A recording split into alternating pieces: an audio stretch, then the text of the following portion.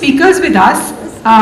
I'd like to call upon Dr. Shantanu Ganguly, Director, HDFC Library, Ashoka University.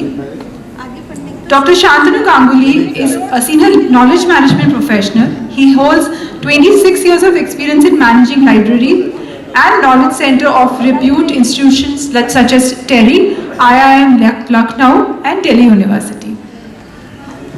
Welcome, sir. Thank you for joining us on this occasion. Now I'd like to welcome Dr. Jagtar Singh, Director, Collaboration and Partnerships, AITLIS. Dr. Jagtar Singh is not only a trained professional and expert in library sciences field, he also has been associated with Punjab Library Associations. He has published more than 100 papers and authored and edited 10 books. He is on the editorial board of 12 peer-reviewed journals. He has received Lifetime Achievement Award from India Library Association and many more. Thank you, sir, for joining us for this deliberation. Now I would like to call upon Dr. D.V. Singh, former Chief Librarian, Delhi University. Welcome, sir. Dr. Singh is presently working as Professor SRM University Librarian. Prior to joining SRM, he has served as University Librarian in University of Delhi, Kurukshetra University, and Librarian at prestigious Sri Ram College of Commerce, Delhi University. Welcome, sir.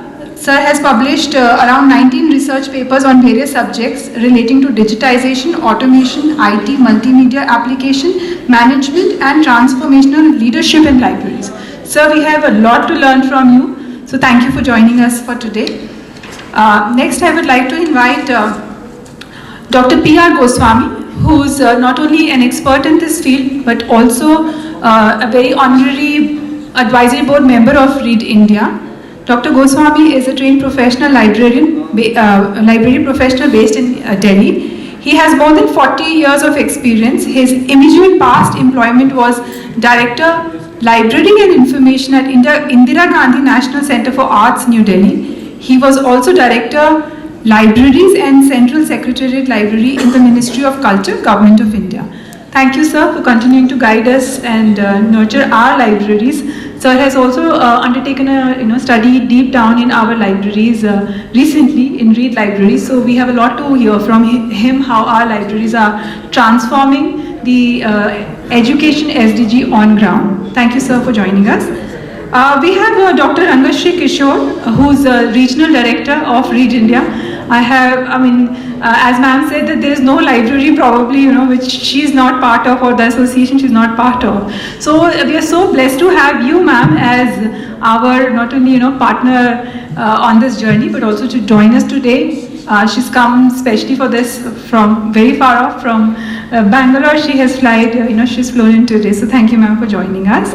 I'd like to call the speakers and talk about how the role of transformative libraries are implementing this mission on ground, and where Read libraries could learn further and move further on this journey. So first in this series, I'd like to call upon Dr. Shantanu Ganguly. Please, sir. A big round of applause.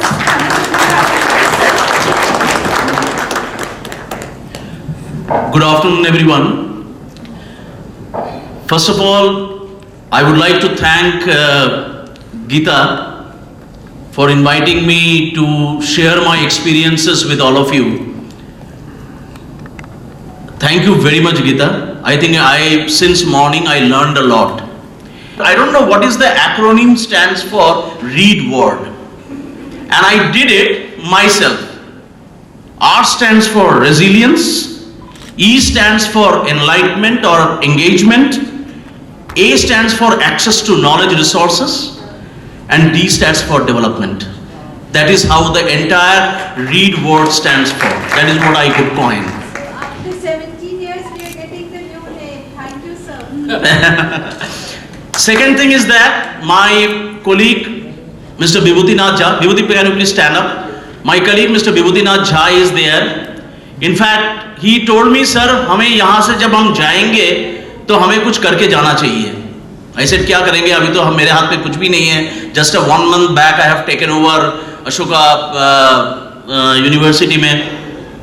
Sir, we are going to donate 2,000 children books to Read India. And that he promised, and he said, sir, let's make it and we will do it. So that is a small contribution from this conference for you. Let me tell you, I am in this profession for the last 26-27 years, and all my stalwarts are here, starting from Dr. D.V. Singh, Dr. Jagtar Singh, Dr. P.R. Goswami. They are like my mentors, and Rangashri, my predecessor from Ashoka. And I had a very interesting dialogue with Jay. And when I discussed with him regarding that, one of the important component in today's context is the sustainability of the libraries. How do you take this journey for the next 17 years or maybe next 70 years? How do you look at it? What would be the journey is that? There are a couple of ideas. I told him that I'm ready to be a part of Read India, being in this profession, because I have a very strong backbone of research.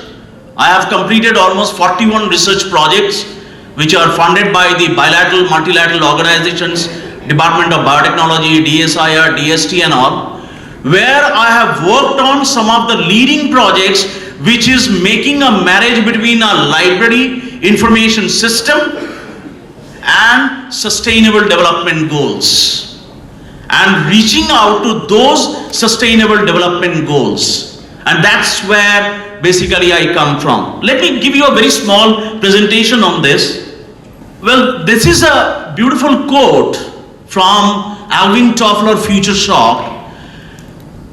And he said that the illiterate of the century for those who cannot read and write, but those who cannot learn, unlearn and relearn.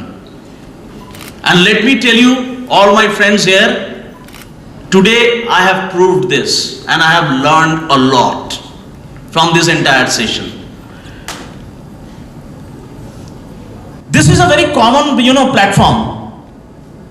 This is a very common platform. Can anybody tell me, what is this? WhatsApp. I want to be an interactive. WhatsApp. Who discovered WhatsApp? Who discovered WhatsApp?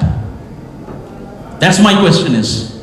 And there is a relationship by the word which is talked about by Steve Jobs. Connecting the dots.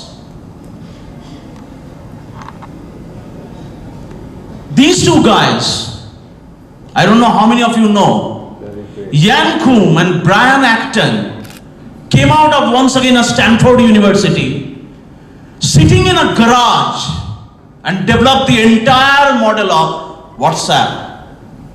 And that is how the birth of WhatsApp has taken. And it is based on what? Connecting the dots. This is what connecting the dots is today.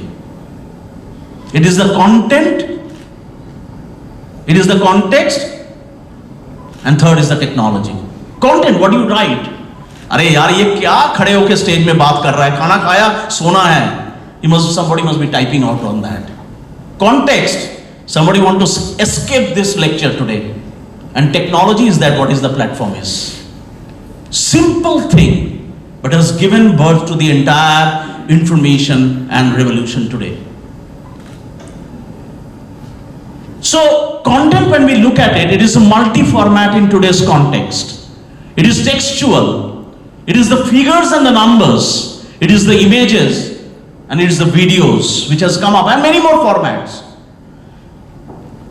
When you talk about context, it is the purpose, it is the objective, it is the scope, and it is the right content for the right person in the right time. And that is when you provide a service. I'll give you an example. I was doing a project in Almora, and I was trying to develop what is called as a Village Knowledge Resource Center. It is called a VKRC model. When I was in Terry, I went to their public library. It was completely in a dilapidated condition. बहुत हालत खराब था उसका, और उसको develop करने के लिए जमीन के सारे वहां के बच्चों से जुड़ा, उनके लोगों से जुड़ा और वहां पर एक village knowledge resource centre banana.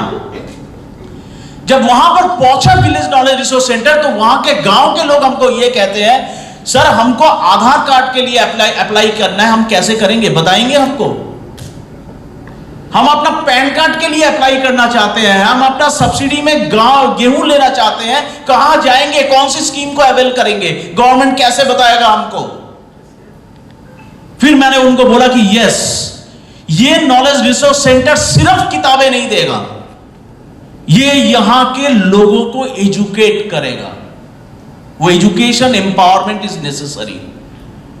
And the technology was, currently there is a boom, like Jay already talked about the artificial intelligence.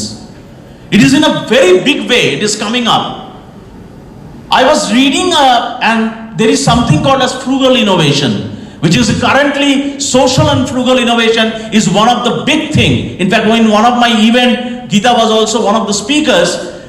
The Professor Sharadindu Bhaduri was talking about how the frugal innovation is making a radical change in the current context. आज frugal innovation है क्या? These are very big jargons. Let me easy way में आप लोगों को बताता हूं। आपके पास resources की constraint है। जब आप रूरल कम्युनिटी पे काम कर रहे हैं, तो वहां पर आपके पास resources की कमी है, और उसी कमी के साथ जब आप कोई सॉल्यूशन लेके आते हैं, और वो सॉल्यूशन एक दूसरे चीज पे रूपांतरित होता है, तो उसको हम फ्रूगल इनोवेशन कहते हैं। Is a very simple crude way. And so we are looking towards a smart library now. Smart का मतलब ऐसा नहीं मैंने अच्छा ड्रेस पहना है, जय ने बढ़िया ड्रेस पहना है, मैडम ने पहना है, ऐसा स्मार्ट नहीं है। स्मार्ट वर्ड का मैंने कॉइन किया है, मेरे को वर्ड कॉइन करना अच्छा लगता है। Sustainable, measurable, achievable, retrievable and transformational. Sustainable, green library लेके बहुत बातें हो रही है। आप लोगों को मालूम है कि इफ्ला ने ऑलरेडी एक डॉक्यूमेंटेशन भी रिलीज किया है। We have to talk about green library. So much of renewable energy is used in the green libraries. हमने अपनी HDFC लाइब्रेरी के अंदर जो है सेंसर बेस्ड लाइट्स लगाई है। अगर इस रूम के अंदर कोई नहीं बैठा है, nobody is sitting here in this room, तो क्या ये लाइट्स जलनी चाहिए? We should save this energy ना। तो वो कैसे करेंगे? पेपरलेस लाइब्रेरी हमने स्टार्ट किया है अपने HDFC लाइब्रेरी में। मैक्सिमम कम्युनिकेशन हमारी ऑनलाइन में हो रही है। Futuristic, there are case studies, I could have presented those case studies। वहां पर augmented reality, virtual reality का applications किया जा रहा है, और वो भी हायर एजुकेशन सेक्टर में। And the third but not the least is the sustainable development goals. Already sir ने हमें, बहुत लोगों ने बताया, SDGs को अगर आप नहीं बताएंगे तो आप नहीं सरवाइव कर सकते आज के डेट में। SDGs is must. और SDG का जो सस्टेनेबल गोल्स हैं, जो सारे गोल्स हैं, मैं कई गोल्स पे काम किया हुआ है मैंने। एक छोटा सी चीज आपको मैं बताता हूं। I was working in VHEI, voluntary health association of India, और हम वहां पर एक छोटा सा न्यूज़लेटर निकालते थे, हमारी चिट्ठी आपके नाम, हमारी लाइब्रेरी से, और वो 22 लैंग्वेजेस में ट्रांसलेट होता था। तो I was working with the Sahariya tribes in Madhya Pradesh. Madhya Pradesh की सहारिया ट्राइब्स के साथ जब मैं काम किया वहां पर, तो वहां पर एक चाय वाला जो है, वो शाम के टाइम एक छोटा सा अपना एक वो कैंडल टाइप लेके बैठता था और गांव वालों को साथ में बिठा देता था, और साथ में वो जो हमारी चिट्ठी आपके नाम की हम जो डॉक्यूमेंट उनको देते थे, जो पतला सा न्यूज़लेटर देता था, उसको पढ़ के सुनाता था। और उसमें कौन सी स्पेसिफिक चीजें होती थी? एनवायरमेंट की नॉलेज देते थे हम लोग, पर्यावरण की नॉलेज देते थे, पानी का नॉलेज देते थे, ऐसे बहुत सारी चीजों की नॉलेज हम उनको डिसेमिनेट करते थे। हेल्थ का, स्वास्थ्य का सबसे ज्यादा देते थे, क्योंकि ये जो गर्मी का टाइम आ रहा है, बरसात का टाइम है, ये सबसे ज्यादा बीमारियों का जन्म लेता है। इन चीजों की हम देते थे। So we started hitting on these areas, and in fact I have done quite a good number of projects, research projects exclusively on sustainable development goals. Measurable, it's the library analytics. आज के date में इतनी resources हम खरीदे जा रहे हैं, लेकिन क्या उसकी इस्तेमाल प्रॉपर हो रही है? कितने किताबें लोगों ने रैक से निकाल के खोल के देखा है? लोग तो डिजिटल वर्ल्ड में घूम रहे हैं, आजकल के बच्चे भी जेनजी जनरेशन है, वो डिजिटल वर्ल्ड में है, कितने किताबें रैक से निकाल के देखते हैं? टीचिंग एनालिटिक्स, जो हम पढ़ा रहे हैं, जो हम समझा रहे हैं।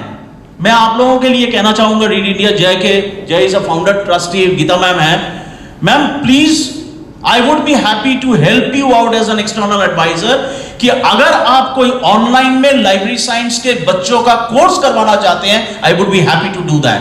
आई have got 40 research videos in Swayam portal. मैंने खुद ट्रेन किया है, मैं hardcore trainer, I think one of my student may be studying there.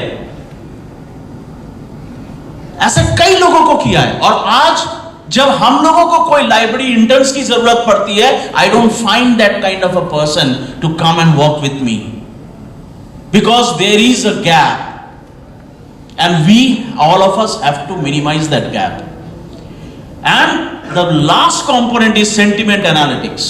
जो भी चीज हम खरीदते हैं, जो भी चीज हम लेते हैं, कुछ भी करते हैं, सेंटिमेंट एनालिटिक्स, उसका आपका जो फीडबैक है वो जानना बहुत जरूरी है, वो आपने कैसे किया है। And is a very basic method, I can train people on these areas. Achievable, that is basically जितना हम अभी कर रहे हैं, this is called iceberg metaphor, knowledge metaphor है। एक्चुअल सेंस में अगर देखा जाए, since I have throughout my life I have worked on came systems, I have implemented quite a good number of came system. I will give you an example of came. In fact, in Accesstree or PwC, I have given a lot of trainings. Even in Ernst & Young, McKinsey, lot of sessions I have taken on KAME systems implementation. I'll give you an example. I was working in in Bhopal in one of the leading multinational NGO there. उनके वहां पर मेरे को there was something called as state climate change knowledge management system बनाना था under national action plan on climate change, NAPCC के under में हमें state climate change knowledge management system बनाना था। So I went there along with my climate change expert, हमने वहां पर बनाने के लिए गया। जब मैं वहां बनाने के लिए गया तो there was a stakeholder workshop was taking place, and see how do we know catch the tacit knowledge there. वहां गांव के लोग आए हुए थे, उन्होंने हम लोगों को वाटर लेके बड़ी प्रॉब्लम हो रहा था कि कहां पर पानी का कैसा लेवल है, उसका ग्राउंड लेवल पे कैसा है, क्योंकि वहां पर पानी की बहुत खपत है, इतनी पानी मिलती नहीं है, बहुत जमीन के नीचे चला जाता है, बहुत ड्रिलिंग करनी पड़ती है तब जाके पानी निकलता है। There was a big problem with water. जब हमने वहां के गांव के लोगों से, कई लोगों से पूछा तो उन्होंने बोला हम आपको मट्टी उठा के बता सकते हैं कि यहां पर आपको पानी मिलेगा या नहीं मिलेगा। And you won't imagine, I mean, I'm having my goosebumps. That guy, the way he picked up the soil and said, यहां पर कितना पानी कितने ग्रेडियंट में आपको मिल जाएगा. He said that. I mean, this is unimaginable. And how do we capture that knowledge? That is actually the below the surface. We don't know these techniques. In fact, some of these areas I have also worked extensively in the northeastern belt with all the 9 sisters, जहां पर इस तरह की knowledge को preserve करने का, conserve करने का बहुत प्रयास किया जा रहा है, बहुत प्रयास किया जा रहा है. So, best possible way to retrieve. So, retrieval is a very important thing. कितना बढ़िया आप रिट्रीव कर रहे हो, क्योंकि रिसोर्सेस के तो कमी नहीं है. लेकिन आज के डेट पे एक्चुअल रिसोर्स जब आपको निकाल के ले आना है, समुद्र में से 2 बूंद पानी आपको निकाल के ले आना है, क्या आपके पास उस तरह का डीप लर्निंग का या आर्टिफिशियल इंटेलिजेंस का प्लेटफॉर्म है? which can take out that actual information or contextual, which is basically called as contextual searching. Machine language को यूज करके कॉन्टेक्सचुअल सर्चिंग में उस इंफॉर्मेशन को निकाल के ले आना. In fact we are working towards that particular platform, and very soon we are going to have that in our own library also. The next component is transformational. Now when I talk about transformational, this is a very big word. What is that transformational? हमें अपने आप में एक बार देखना चाहिए. हम transformation की बात करते हैं, किस तरह की ट्रांसफॉर्मेशन की बात कर रहे हैं हम? We are talking about digitization, we are talking about digitalization, और we are talking about digital transformation. कौन सी एरिया पे बात करने की कोशिश कर रहे हैं हम? डिजिटाइजेशन, आपके पास इतने सारे पेपर्स हैं, आपने उसको कन्वर्ट कर दिया डिजिटल में, हो गया आपका. Digitalization is a process based, and digital transformation takes place in the entire organization where everything goes into the digital framework, which is a very long way journey, and it is not a very easy thing also. I was reading this book 4.0 Insight, and one of the important area was knowledge 4.0. आज के date में एक नया terminology, ये once again is a jargon, लेकिन हम सब करते हैं. यहां पर बैठ के मैं पीछे से बहुत सारी सामान खरीदा है आज मैंने. I bought many things for my wife, my daughter, my family members. जो चीज मेरे को बाहर पीछे देखने को मिला, and I was completely flabbergasted after seeing that. Co-creative, collaborative, comprehensive, problem solving, and simulation analytics based. जब तक आप करोगे नहीं, एक धागा को कैसे, अगर आप वो मूवीज को देखेंगे जो WE का मूवीज, जैसे एक धागा को कितना बारीक से वो उसको डाल रहे थे और उसके अंदर उसको स्टिचिंग कर रहे थे, ये प्रोसेस को कोई अगर नहीं देखेगा तो समझ में नहीं आएगा. In fact under the NEP 2020, in my last organization at NIMS University, the fashion department was under me, and I started working towards sustainable fashion, where different kinds of reused materials in the fashion industry, how they can be further taken to a next level. I worked on that level also. So if I look at these 5 laws of library science, which was coined by S.R. Ranganathan, and I relate them with artificial intelligence, I find that there is a very correlation with that. Starting from books are for use, every reader his or her book, every book its reader, save the time of the reader, and library is a growing organism. But what is most important today, we need to empower our information professionals. हमारे जितने भी information professionals, library information professionals हैं, उनको सहायता चाहिए कैसे वो practically अपने systems में जाए और वहां सीखे और वहां पर implement करे चीजों को. ये हमें चाहिए. Library has come up on a robotic process automation, like data migration, completely a data based. It is completely an automated base. ये बहुत technicality है इसके अंदर.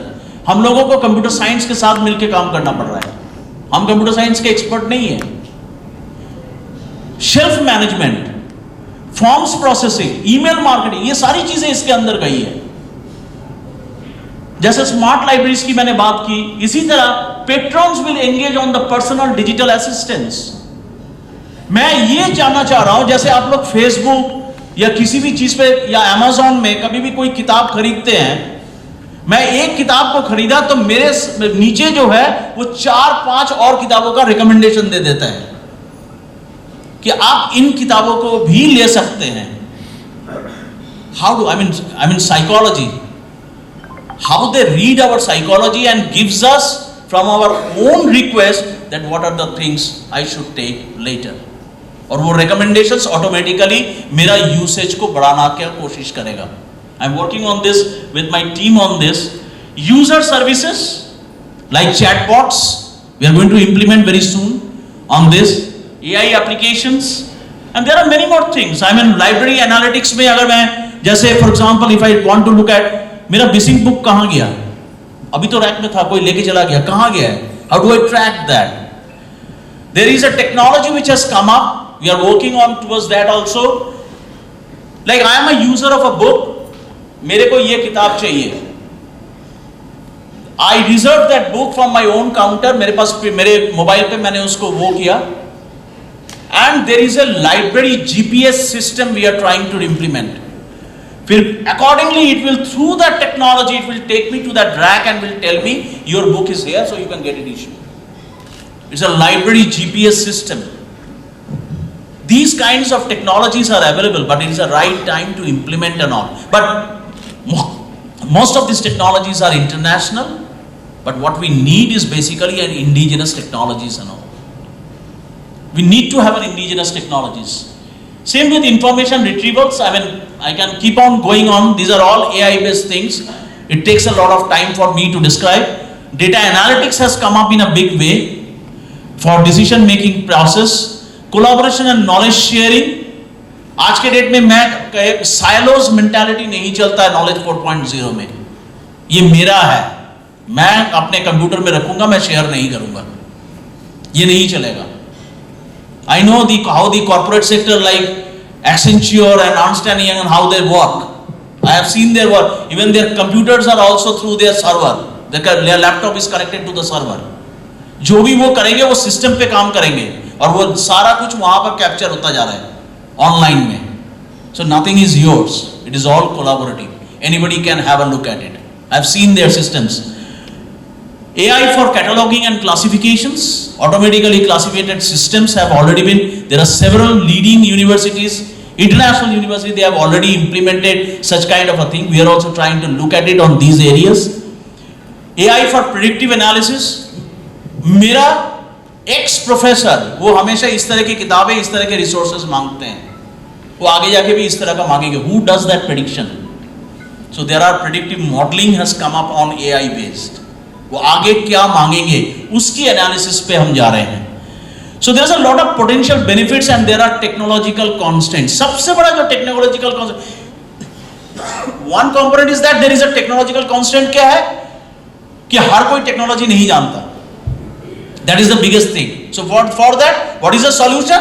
We have a solution like Read India. They can launch a what is called as a online skill based programs. You can earn a revenue from that too. But one of the important thing is technology obsolescence. 2 साल काम किया, 330 साल पता चला उसका नया version आ गया. So that's a very big problem.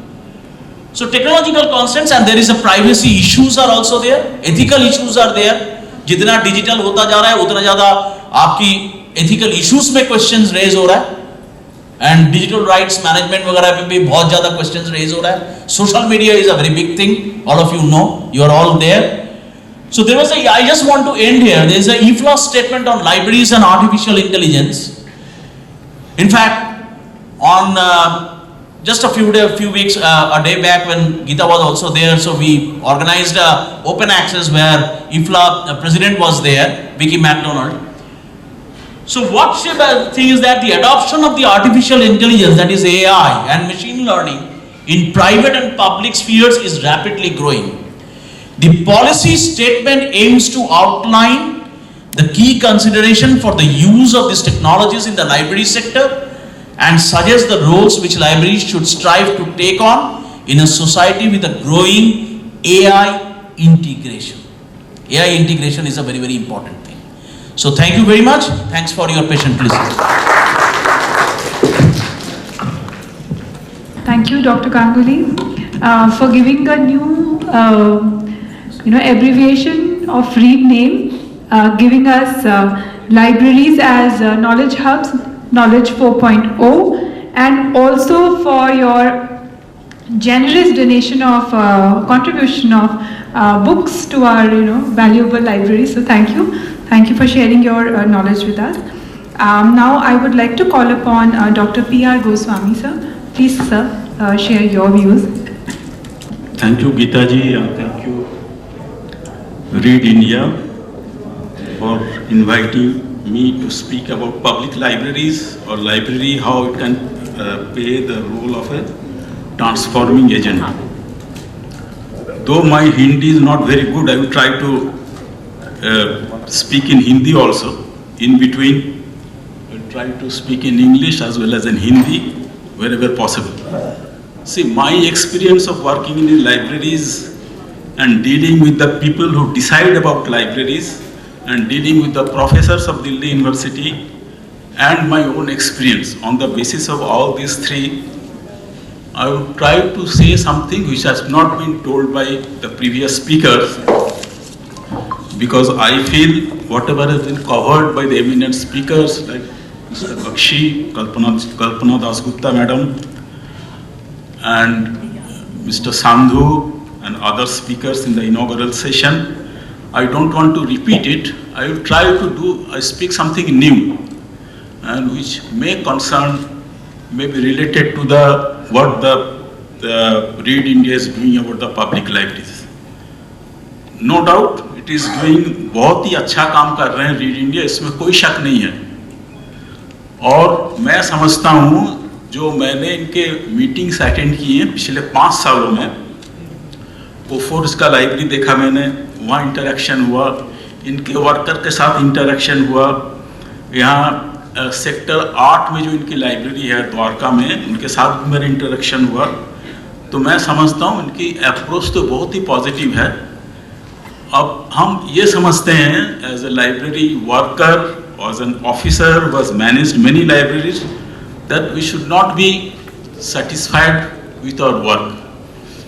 There is always a scope for improvement in every aspect in the library management.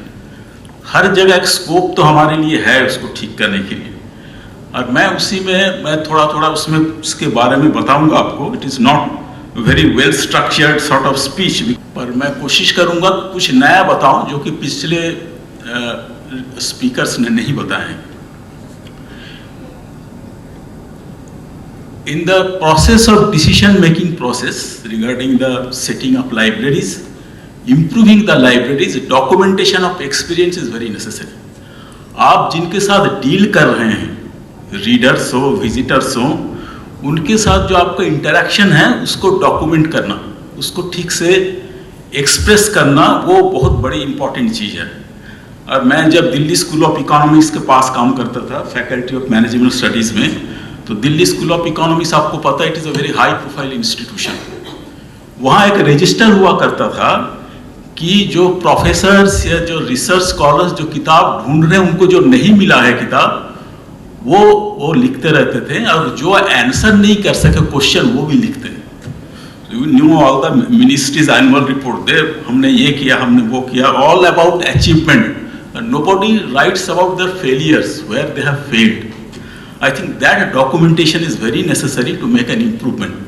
हो सकता है कि आपके यहाँ 100 लोग आए तो आपने 99 लोगों को पूरी तरह से सेटिस्फाई किया, पर जो 1-2 लोग आपके कामों से सेटिस्फाई नहीं हैं, जिसको आपने रिप्लाई नहीं कर पाए, you should try to note that. और मैं समझता हूँ कि रीड इंडिया में जो लोग हैं, जो गीता जी हैं, जो लाइब्रेरी के इनके वर्कर हैं, उनके साथ एक कॉन्टिन्यूस इंटरेक्शन रहे सीनियर लाइब्रेरियंस के साथ, उसको कैसे इम्प्रूव कर सकते हैं. और एक और चीज़ है, ये जो डिसएडवांटेज ग्रुप के बच्चे हैं, जो 8वीं 9वीं 10वीं में पढ़ते हैं, क्योंकि मेरे को एक लाइब्रेरी वर्कर मिला था कीर्तिनगर के रेलवे स्टेशन के पास जो रहते हैं, कहते हैं बच्चे हर 2-3 महीने में एक बच्चे के ट्रेन के नीचे आ जाता है, क्योंकि स्कूल के बाद इनके पास जाने के लिए कोई जगह ही नहीं है. तो हमने एक लाइब्रेरी खोलने का कोशिश करी है अपने लोकेलिटी के गांव के अंदर, जहां बच्चे स्कूल के बाद आ सके, आके बैठ सके, पढ़ सके या कुछ समय बिता सके. तो उन बच्चों के लिए अपने कोर्स करिकुलम की किताब छोड़ के दूसरी किताबों को एक्सपोजर मिलना बहुत ज़रूरी है. उससे एक डीएसपी से मेरी बात हो रही थी गाजियाबाद के, जो उन्होंने एक लाइब्रेरी खोला है, फेस्टिवल ऑफ लाइब्रेरी. उन्होंने कहा कि जब से हमने लाइब्रेरी खोला है अपने लोकेलिटी में, क्राइम रेट कम हो गया. तो पहले बच्चे स्कूल से आते थे, इधर उधर झगड़ा, इधर इसके मार दिया, उसको मार दिया, इसके साथ झगड़ा हो गया। अब उसमें से 4 लोगों का ग्रुप है, उसमें एक बच्चा लाइब्रेरी जाना शुरू कर दिया, दूसरे दिन दूसरा भी जाने लगा। आफ्टर 1 महीने के बाद 2 की जगह और सब लोग वहाँ लाइब्रेरी में जाकर कुछ टाइम बिताने, उससे क्राइम रेट हैज रिड्यूस्ड। सो इसका जो इफेक्ट है, सोसाइटल इफेक्ट जिसको हम कहते हैं, social capital, I think that is very important. और exposure to books, digital India तो हो रहा है, सब कुछ डिजिटाइज हो रहा है, एवरीथिंग इज गुड, बट एक जो इसको हम लोग कहते हैं ब्राउजिंग एंटरटेनमेंट, हमारे दी स्कूल का प्रोफेसर भी कहते थे, जब हमारे पास टाइम होता हम लाइब्रेरी में जाके बुक्स देखते रहते हैं, इसको कहते हैं browsing entertainment. That is also important for the kids, the newly educated school children. और हमें कॉन्टिन्यूसली, मैं इसको रिसर्च नहीं कहूँगा, रिसर्च तो एक बड़ा ऑर्गेनाइज वे में किया जाता है, इन्वेस्टिगेट करना चाहते हैं, करना चाहिए कि किस ग्रुप के लोगों को, औरतें हैं, बच्चे हैं, बुजुर्ग लोग हैं, उनको क्या चाहिए, और उसके अकॉर्डिंगली लाइब्रेरी कलेक्शन को डेवलप करना हम कोशिश करेंगे। और कॉन्टिन्यूअस एक्सचेंज ऑफ बुक्स, जैसे उन्होंने बताया कच्छ से जो आए हैं, कि हम कोशिश करते हैं कि जो किताब, एक सेट किताब कहीं आया है लाइब्रेरी में, उसको बदल दिया जाए 2 महीने के बाद, नए किताबों को उसकी जगह लाया जाए। एक असम के डिस्ट्रिक्ट मजिस्ट्रेट आए थे फेस्टिवल ऑफ लाइब्रेरी में, वो कह रहे थे, सेम चीज़ कहा उन्होंने जो कच्छ वालों में कहा, कि स्ट्रीट के जो बाजार लगते हैं सड़कों के दोनों तरफ, छोटे छोटे शहरों में, वहाँ किताब का एक रस्सी बांध के किताबें डिस्प्ले किया जाता है, and that is very effective. लोग कहते हैं कि वो मेरे को दिखाओ किताब, हम इसको ले जाना चाहते हैं, इसको पढ़ना चाहते हैं। तो वो कहते हैं कि इस तरीके से हमने एक किताबों का एक जो अवेयरनेस है, इंफॉर्मेशन अवेयरनेस, वो हमने क्रिएट किया है। और जब आप कोई नया लाइब्रेरी सेटअप कर रहे हैं रीड इंडिया की तरफ से, I think in every stage there is a scope of research, site selection, furniture, basic amenities, drinking water, clean toilets, even the setting of the furnitures. There is one lady came from Himachal Pradesh in the ICDL conference. She told us कि मैं तो अपने library का जो furniture है उसको थोड़ा सा सेटिंग बदल देती हूँ और नया पेंट करा देती हूँ। नेक्स्ट डे से मैं देखता हूँ ज़्यादा लोग आने लग गए। तो this is also strategic move, and strategic move which is very useful. और इस तरह के, इससे लाइब्रेरी का जो आपका यूटिलिटी बढ़ेगा। हमारे ब्यूरोक्रेसी में, जहाँ मैं काम करता था मिनिस्ट्री में, everybody wanted to ask me footfall क्या है, footfall in a library, how many persons come to your library, that is one of the determining aspect of the effectiveness of the library. मैं ये नहीं कहता हूँ कि नहीं है, पर I think that is not the only determinant aspect. The determinant aspect is, now the people say not by number alone, आप नंबर से मत देखिए, how much you have an insight to the working of the library. आपको insight होना चाहिए कि मेरा library कैसा काम कर रहा है, और उस इंसाइट के बेसिस पे आपका future plans and programs should be designed in a better वे।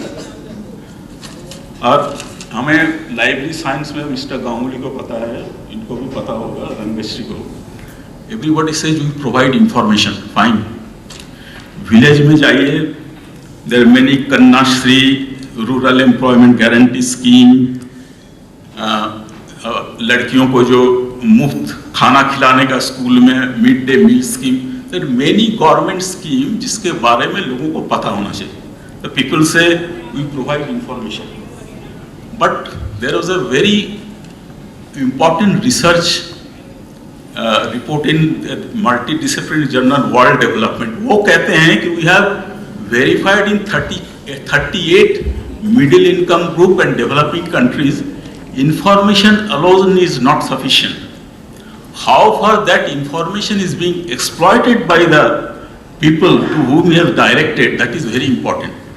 इसमें लाइब्रेरी क्या कर सकती है कि आपको तो इंफॉर्मेशन मिल गया, But do you have the incentive to work on this information? आपको पास जो सूचना है, क्या उसके ऊपर आप काम कर सकते हैं? आपके जो लोकेलिटी कम्युनिटी है, that is also very important to be seen. और अभी एक गवर्नमेंट ऑफ इंडिया का प्रोजेक्ट है, this is called census towns.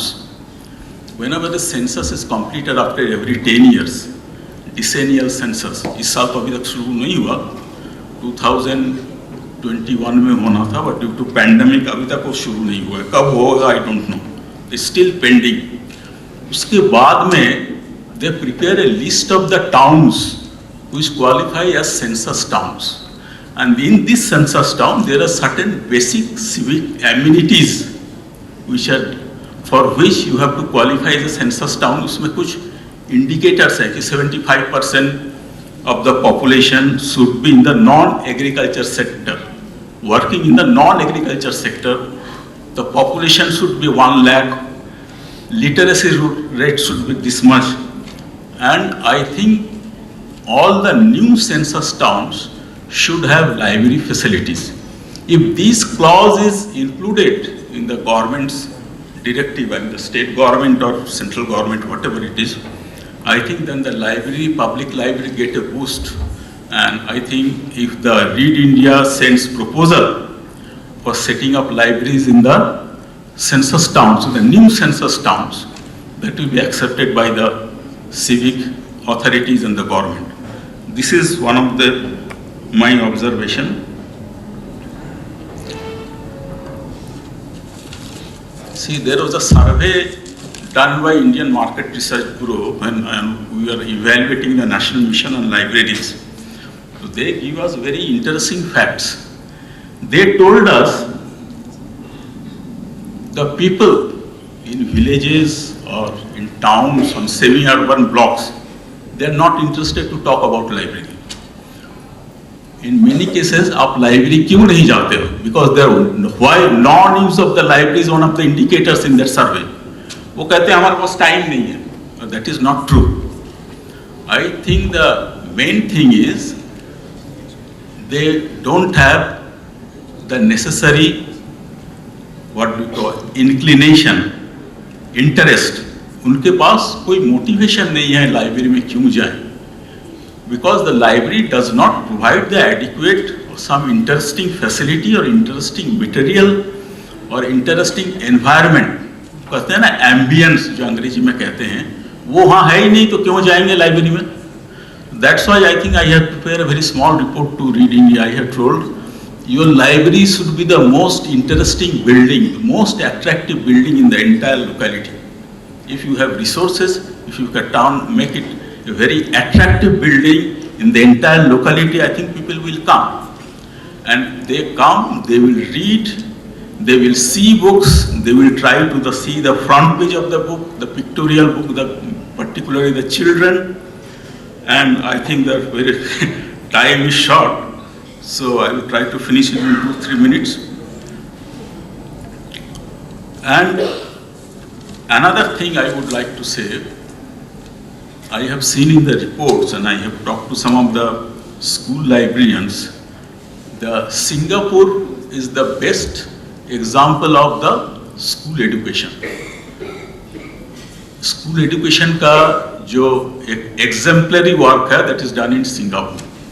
Why? Some of the teachers from Delhi were sent to Singapore. After coming back, they say the library plays a very important role there. मैं तो समझता हूँ Singapore जाने की जरूरत क्या थी, यहीं जाकर थोड़ा एक्सप्लोर कर लेते कि कैसे किया जा सकता है. तो I think read India can see, try to explore, try to meet the teachers who have come back from Singapore. What is special about role of library in the school education? I think that can be explored. And that can be documented, and if it can be implemented in some of the libraries in India also. And skill development, I think your Read India is doing very exemplary work in the field of skill development. And the skill development report of 2018 says only 47% of those coming out of higher education institutions are employable. Others are not employable at all. the most striking example is जो अभी UP में 60 लाख बच्चे appear हो रहे थे police के job के लिए. Many of them are post graduate constable post के लिए अप्लाई कर रहे. Many of them are PhDs, mostly from the general stream, MA, MSc, but उनके पास वो स्किल ही नहीं है जिसके लिए उनके पास जॉब होना चाहिए. There is a huge gap. What is taught in the universities, particularly in the general stream, not in the specialized, I'm not talking about engineering or pharmacy or management, and the skills required to get an employment, maybe in the private sector or public sector, whatever it is. In that case, some strong intervention of the agency like Read India will be very useful. And given the fact that 83% of the workforce are employed in the unorganized sector in India, and many of them are employed in the service sector, for example, security guard, tourism sector, drivers, etc., with limited training facility, upgrading of school in manufacturing and the service sector is a challenge. How the Read India libraries can enhance this? This is a. I think it is not a very easy thing, but you can try. At least you can try in this aspect also. And there is active advocacy is needed to create awareness about the Apprenticeship Act 1961 and about the National Apprenticeship Promotion Scheme among different stakeholders. Apprenticeship Act को काफी importance दिया जा रहा है Government of India में. And as you know, in the Apprenticeship Act, there is a stipend given to the people who were trained, and the half of the stipend is given by the government and half the organization. How this can be promoted, even with the Read India enterprises, because any organization who employs 3 or 4 or 5% is taken under the enterprise survey of the Government of India, and they can apply for the recruitment under Apprenticeship Act. That is what I understand. I don't know whether it has changed now. So these are some of the issues I wanted to raise, and I think I have raised certain relevant issues. And lastly, I would again thank Geeta ji and the Read India authorities to give me this opportunity to express my views, and I have written many things in my report, and I do not know whether this can be, how many of them can be implemented, but if you have resources, that is the first assumption I made while writing the report. If you have good resources, you can try on these fronts. This is very important. Thank you very much.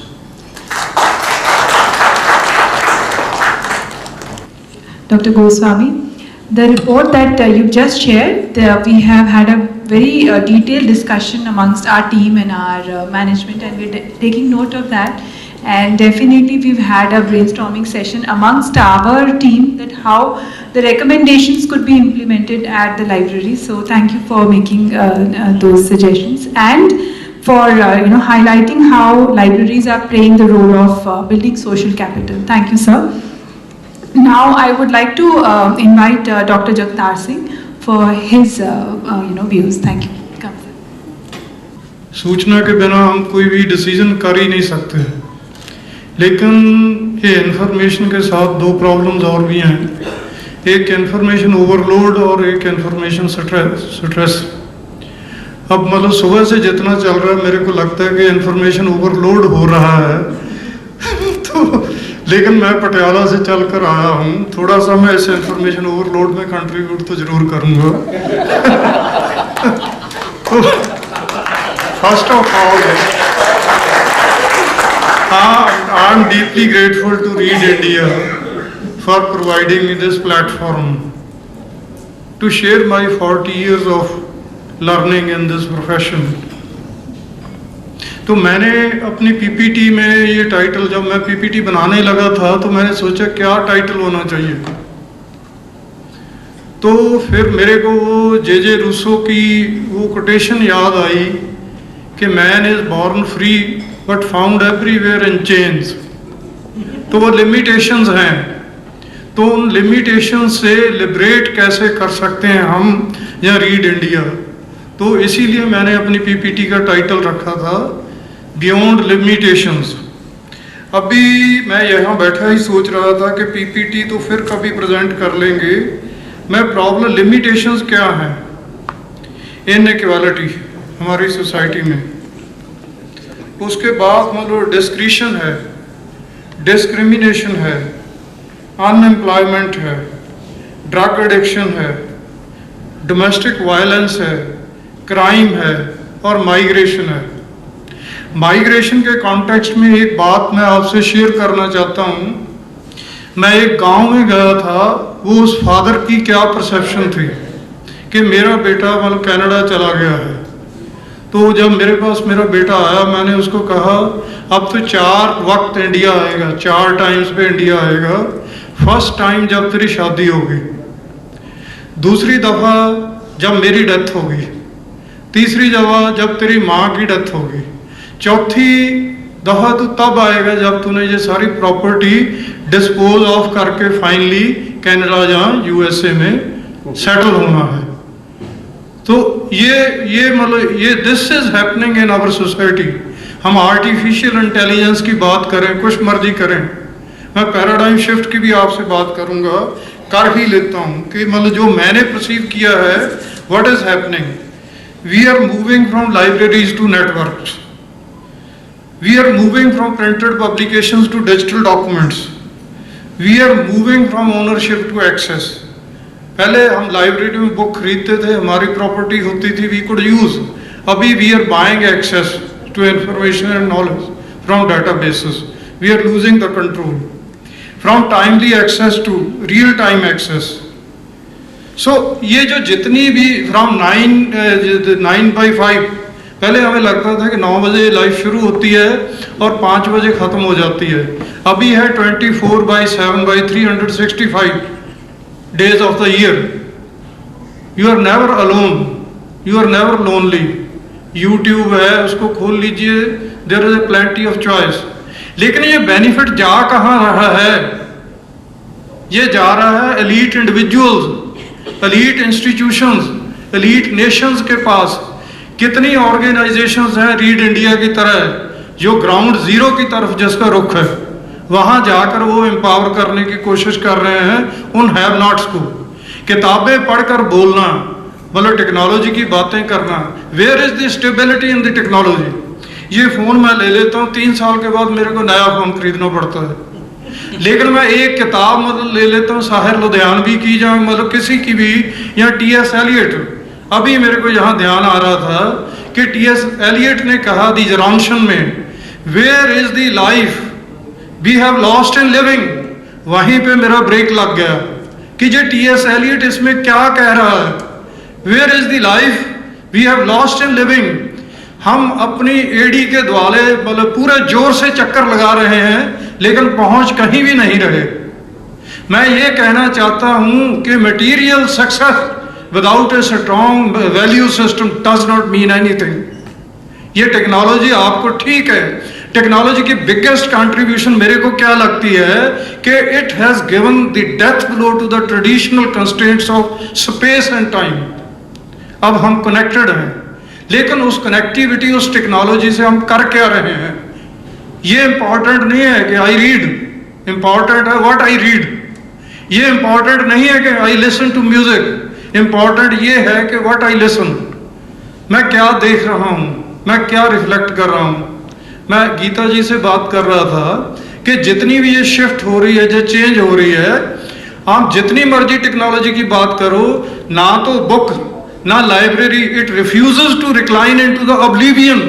क्योंकि जब हम कहते हैं traditional library, automated library, digital library, virtual library, polymedia library, लेकिन library तो है, उसका format ही change हुआ है, उसके एवेन्यूज बड़े हैं। तो इसी तरीके से बुक जो है, बुक मतलब is a hot medium, it fires your imagination. जब ये एलियट कहता है कि where is the life we have lost in living, तो मैं सोचता रहा कि क्या कहना चाहता है। फिर आगे जाके उसने लाइब्रेरी एंड इंफॉर्मेशन साइंस की भी बात कर दी। Where is the wisdom we have lost in knowledge, where is the knowledge we have lost in information. यहाँ उसने फुल स्टॉप लगाया, मैं इसको आगे ले जाता हूँ। Where is the information we have lost in data और बिग डाटा। बस यही कुछ हो रहा है ना। क्या आप मतलब सेंस मेकिंग कर पा रहे हैं?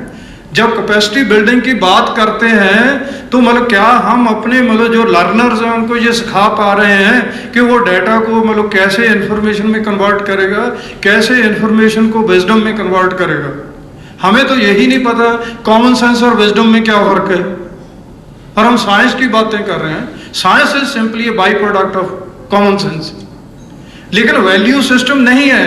एटम बम बना लेने में कोई बुराई नहीं है, लेकिन उसको यूज तो कंस्ट्रक्शन के लिए कीजिए। कोई इलेक्ट्रिसिटी पैदा करनी है या कोई रेलवे लाइन पहाड़ों में बिछानी है, नागासाकी और हिरोशिमा के ऊपर फेंक कर आदमी मारने के लिए अगर आप साइंस बना रहे हैं तो उसका कोई मीनिंग नहीं। तो मैं यही कहना चाहता हूं कि लाइब्रेरी बेसिकली इज मतलब लाइब्रेरी जो है it's a metaphor of memory of Mankind. Ranganathan अगर ना लिखता, किताबें मर जाता तो हमारे पास कुछ भी नहीं था, लेकिन लाइब्रेरी ने उसको प्रिजर्व किया। तो लाइब्रेरी का मैंडेट क्या है?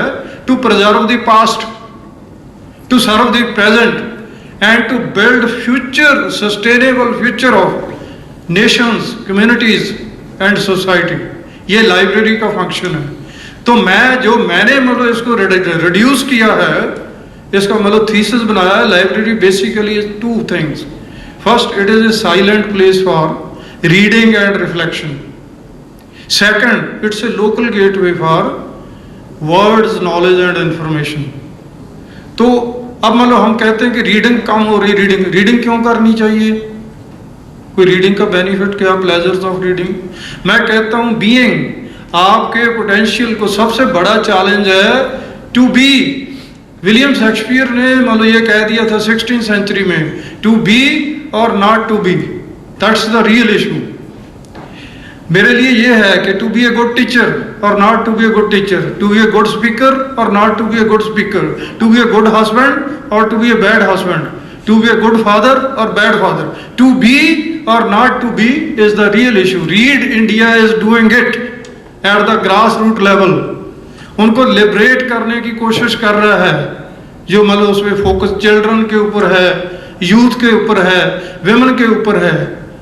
यहाँ मैं तो इस बात पे हैरान होता हूँ कि एक बेटी है मतलब वो 20-22 साल अपने पेरेंट्स के साथ रहती है, सडनली उसको मतलब शादी के बाद जाकर एक एलियन एनवायरनमेंट में मतलब एडजस्ट करना पड़ता है। कितनी बड़ी सेक्रीफाइस है। हमने कभी सोचा है कि उसके अंदर डिसीजन मेकिंग की कैपेसिटी बिल्ड करनी है? तो मैं कह रहा हूँ कि there are very many gaps and divides. जो बिगेस्ट मतलब गैप है that is capacity gap, communication gap है।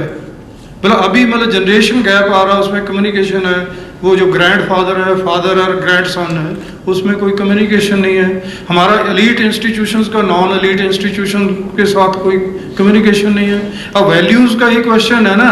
आपके पास सरप्लस मनी है, क्या आप मतलब हैव नॉट्स को एम्पावर करने के लिए यूज कर रहे हैं, या अपनी मनी का जो मटीरियल सक्सेस का डिस्प्ले कर रहे हैं, कैमरे करवा रहे हैं? बस इतना ही फर्क है। वो वैल्यू सिस्टम जो है, जब तक हमारे पास वो गोरमैन ने एक किताब लिखी थी अवर एंड्योरिंग वैल्यूज, वो सभी को पढ़ना चाहिए। वो वैल्यूज आज भी वैलिड हैं। तो ये मतलब जो है, इसमें मैंने भी पंजाबी में एक लिखा था, पता नहीं बहुत से लोगों को पंजाबी में समझ नहीं आएगा, मैं ट्रांसलेट करने की कोशिश करूंगा। उसमें था, धुप दरीचे थानी बोले कहंदी पौण बनेरे तो, वेख कदों दा वड्डियां छत्तां अंबर खोलिया तेरे तो। ये जो मटीरियल सक्सेस है ना, इसमें जो हमारा ह्यूमन फेसेट खत्म कर दिया है। अगर मैं इसको इंग्लिश में ट्रांसलेट करूं तो वो कहता मतलब ये sunshine from the rooftop and the wind from the ventilators is communicating with you that this man made progress has disconnected you with the mother nature. Cosmos से आपको तोड़कर रख दिया। ये हाल के अंदर बैठा हूँ, रात को भी बैठूंगा, मेरे को वो तारे, आसमान, चंद्रमा नजर नहीं आएगा। तो मतलब ऐसे हमारा जो नेचर से कनेक्ट हो गया। नेचर को तो छोड़ो, हमारा अपने आप से ही डिस्कनेक्ट हो गया। हम लोगों की बात करते हैं, हमारे बात मतलब अपने बारे मतलब समझ नहीं है। तो ये है। तो मैं ये कह रहा हूँ ये बुक की बात हो गई है, लाइब्रेरी की बात हो गई। मैंने कहा कि बुक इज़ हॉट मीडियम, इसलिए हमें बुक कल्चर पैदा करना चाहिए। लेकिन TV is a cool medium. क्यों कूल है? It kills your imagination. आप कोई सीरियल देख रहे हैं, what next, where is the time to stop and reflect कि ये जो मैं देख रहा हूँ इसमें अच्छा है या बुरा है, what is the takeaway. तो इसलिए मैं कहता हूँ, और मतलब जो नेट जनरेशन है इसका तो Google has become God father, कि जो कुछ भी है या विकीपीडिया है या गूगल, मतलब 1 मिनट में आप सर्च करो तो मतलब चाहे वो इन्फॉर्मेशन सही है या नहीं।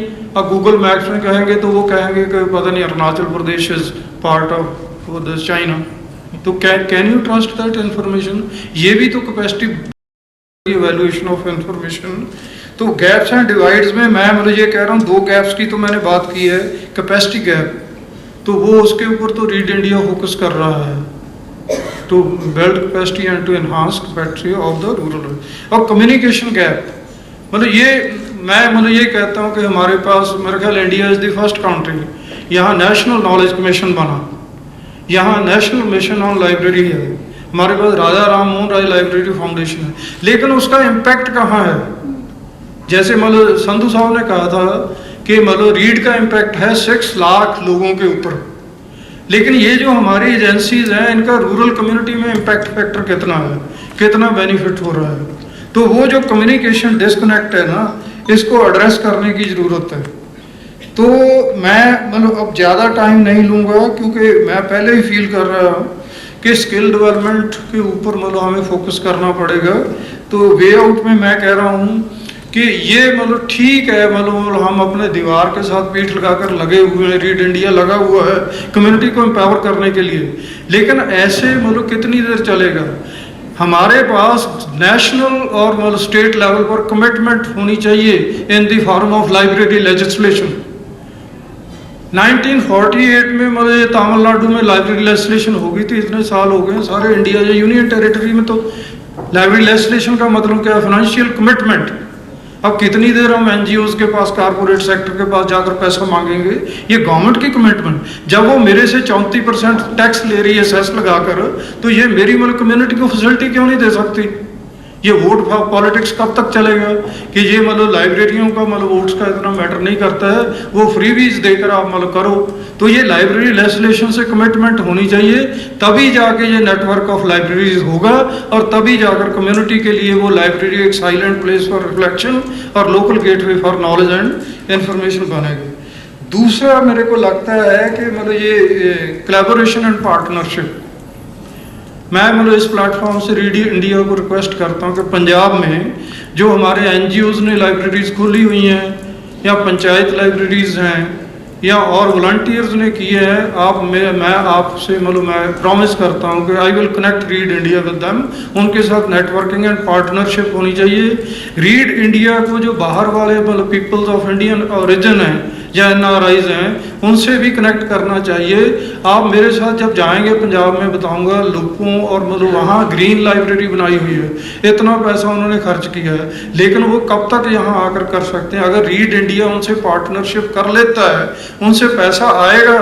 वो कार एंड ड्राइवर का सिंड्रोम है ना, हम तो ड्राइवर है, रीड इंडिया ड्राइवर है, लेकिन कार तो उनके पास है ना, पैसा उनके पास है। हम उनसे पैसा लेकर मतलब यहाँ से इसको इम्प्लीमेंट कर सकते हैं। तो ये सेकंड पॉइंट है कोलैबोरेशन एंड पार्टनरशिप का। कैपेसिटी बिल्डिंग एंड एनहांसमेंट की मैंने पहले बात कर ही दी है, और उसके बाद कम्युनिटी फोकस।